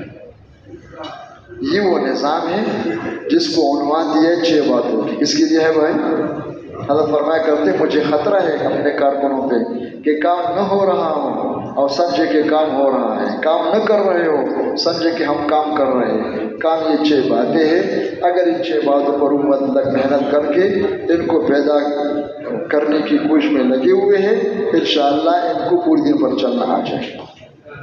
شرم کی بات ہے لیکن اس کے بغیر سمجھ میں نہیں آتا ہے۔ جس طرح پیسے کے بارے میں ذہن بنا ہوا ہے کہ گھر میں 5 آدمی سب پیسہ کمانے میں لگے ہوئے، دعا کرو انشاءاللہ وہ پیسے آ جائیں گے انشاءاللہ۔ کتنے، 25 لاکھ 25 کروڑ روپے آ جائیں گے، پھر سب کچھ آسان ہے۔ کیا ہے وہی، بس اگر ساری امت جو ہے اس پہ لگ جائے، مرد عورت، اور یہ باتیں پیدا ہو جائے تو پورا دن صحابہ کرام والی زندگی انشاءاللہ وجود میں آ جائے گی۔ وہ رحمت برکت سر کے آنکھوں سے نظر آئے گا انشاءاللہ، جو ابھی کتابوں میں لکھا ہوا ہے۔ کہاں لکھا ہوا ہے، بس کہ ہمارے بڑے ایسے تھے، صحابہ کرام ایسے تھے۔ وہ حضرت جی کے بیان میں ہے کہ حضرت شیخ نے ہمیں قصہ سنایا۔ قصہ یہ سنایا کہ ایک جگہ گیدڑ گئے تھے تو بڑے شور مچا رہے تھے۔ رات کو گیدڑوں کی آواز شیر سے بھی زیادہ مضبوط ہوتا ہے، لیکن جب سورج نکل آئے تو گیدڑ تو گیدڑ ہوتے ہیں، بھاگنے لگے۔ جب بھاگ رہے تھے تو گیدڑ نے نعرہ لگایا، اس نے کہا بدرم سلطان ہوں، میرے والد صاحب اس علاقے کا بادشاہ ہے، میں شہزادہ ہوں۔ کون ہوئے بھائی، اور بھاگ رہے ہیں تو باقی گیدڑوں نے جب سنا تو انہوں نے کہا مرا چو تو راچو، تمہیں کیا ہمیں کیا، تم بھی بھاگ رہے ہو ہم بھی بھاگ رہے ہیں۔ بادشاہ تھے تو وہ ہوتے تھے۔ حضرت فرمایا کرتے کب تک سناؤ گے لوگوں کو کہ ہمارے بڑے ایسے تھے، دیکھو یہ ہو رہا ہے گاؤں پر، یہ ہو رہا ہے، یہ ہو رہا ہے، کہ تم گیدڑ بنو گے یا اس طرح بننے کی کلیت بھی ہے؟ یہ کس سے اس لیے سنانا ہے بزرگوں کی، صحابہ کرام کی، کہ راستہ کھلا ہوا ہے، اپنے اوپر محنت کر کے راستہ بند نہیں ہے، نہیں بن رہے تو اپنی سستی کی بنا پر ہے کہ اللہ پاک ہمیں وہ سب کچھ نصیب فرما دے۔ صحابی بننا تو نہیں ہو سکتا ہے، وہ تو صحبت نبوت کے ساتھ ناصر، لیکن صفات صحابہ جس پر مدد آئی تھی وہ آج بھی پیدا ہو سکتے۔ تو کون کون تیار ہے انشاءاللہ؟ یہ ہاتھ اٹھانا یہ ہوتا ہے کہ ہم نے نیت کر لی، کیا کر لی بھائی، کیا کر لی کہ انشاءاللہ اپنا کام بدل دیں گے۔ مقصد تو اللہ کی ذات ہے، اللہ کے ساتھ تعلق ہے۔ یہ ہاتھ اٹھانا ہے کہ میں نے کام کو کام بنا دیا، کیا بنا دیا؟ چندی نہیں دوں گا، کیا نہیں دوں گا، ٹھیک ہے نا، کام بنا دیا۔ اور جو زندگی اس کے بغیر گزر گئی اس پر توبہ استغفار کر۔ تو اب وہ بھائی جن کے 4 مہینے اب تک نہیں لگے ہوئے ہیں یا لگ چکے لیکن داخلہ نہیں ملا، وہ تفصیل آپ کے سامنے آ گئی، یا سال نہیں لگا ہوا ہے، جن سے سال کا مطالبہ ہے، سال لگ گئے لیکن داخلہ نہیں ہوا، کیا نہیں ہوا؟ وہ ہمت کر کے کھڑے ہو جائے کہ انشاءاللہ 1 سال لگا کے جائیں گے، انشاءاللہ 4 مہینے لگا کے جائیں گے، اس طرح لگائیں گے کہ اللہ کرے جی لگ جائے، مناسبت پیدا ہو جائے، داخلہ مل جائے۔ جو بھائی ہمت کے ساتھ تیار ہے وہ کھڑے ہو جائے، الحمد للہ 4 مہینے 1 سال میں، اس سے پہلے نہیں جائیں گے انشاءاللہ، اس طرح کوشش کریں گے کہ وقت گزاری نہ ہو۔ جہاں ترجمے ہو رہے بھائی وہاں بھی تشکیل شروع کرے، بھائی ان کے لیے بھی ہے، اللہ قبول فرما دے، آسان فرما دے، اللہ پاک آگے جاننے کے اور آگے بڑھنے کی توفیق نصیب فرما دے۔ اٹھنا کس کے لیے ہے بھائی، اور بیٹھنا تو اللہ کے لیے، اٹھنا بھی اللہ کے لیے، نیت کرتے رہو صاحب کہ اللہ کے لیے، اللہ میں آپ کو راضی کرنے کے لیے بیٹھ رہا ہوں۔ یہ جو پیچھے باتیں کر رہے ہیں سن رہے ہیں بھائی، یہ نو کہ کھڑا ہونا تو اللہ کے لیے تھا، اس میں ہمارا بھی فائدہ تھا، بیٹھنا بڑا مشکل ہے، کیا بھائی جب اللہ کے لیے تو دونوں برابر ہے، تشریف رکھیں۔ اچھا آگے وہ حضرات جن کے ابھی تک 4 مہینے لگ چکے ہیں اور ان کو داخلہ مل گیا ہے، وہ نیت کرے کہ انشاءاللہ ہم آگے بڑھنے کے لیے، اس لیے کہ داخلہ مل گیا ہے تو اولا سے ثانیہ، ثانی سے ثالث آگے جانا ہوتا ہے، آگے بڑھنا ہے، تو ہم نے آگے جانا ہے اپنے بڑھنے کے لیے، ملک میں جائیں گے 1 سال کے لیے، 2 سال کے لیے، ان کے اندر سال لگنا ہے۔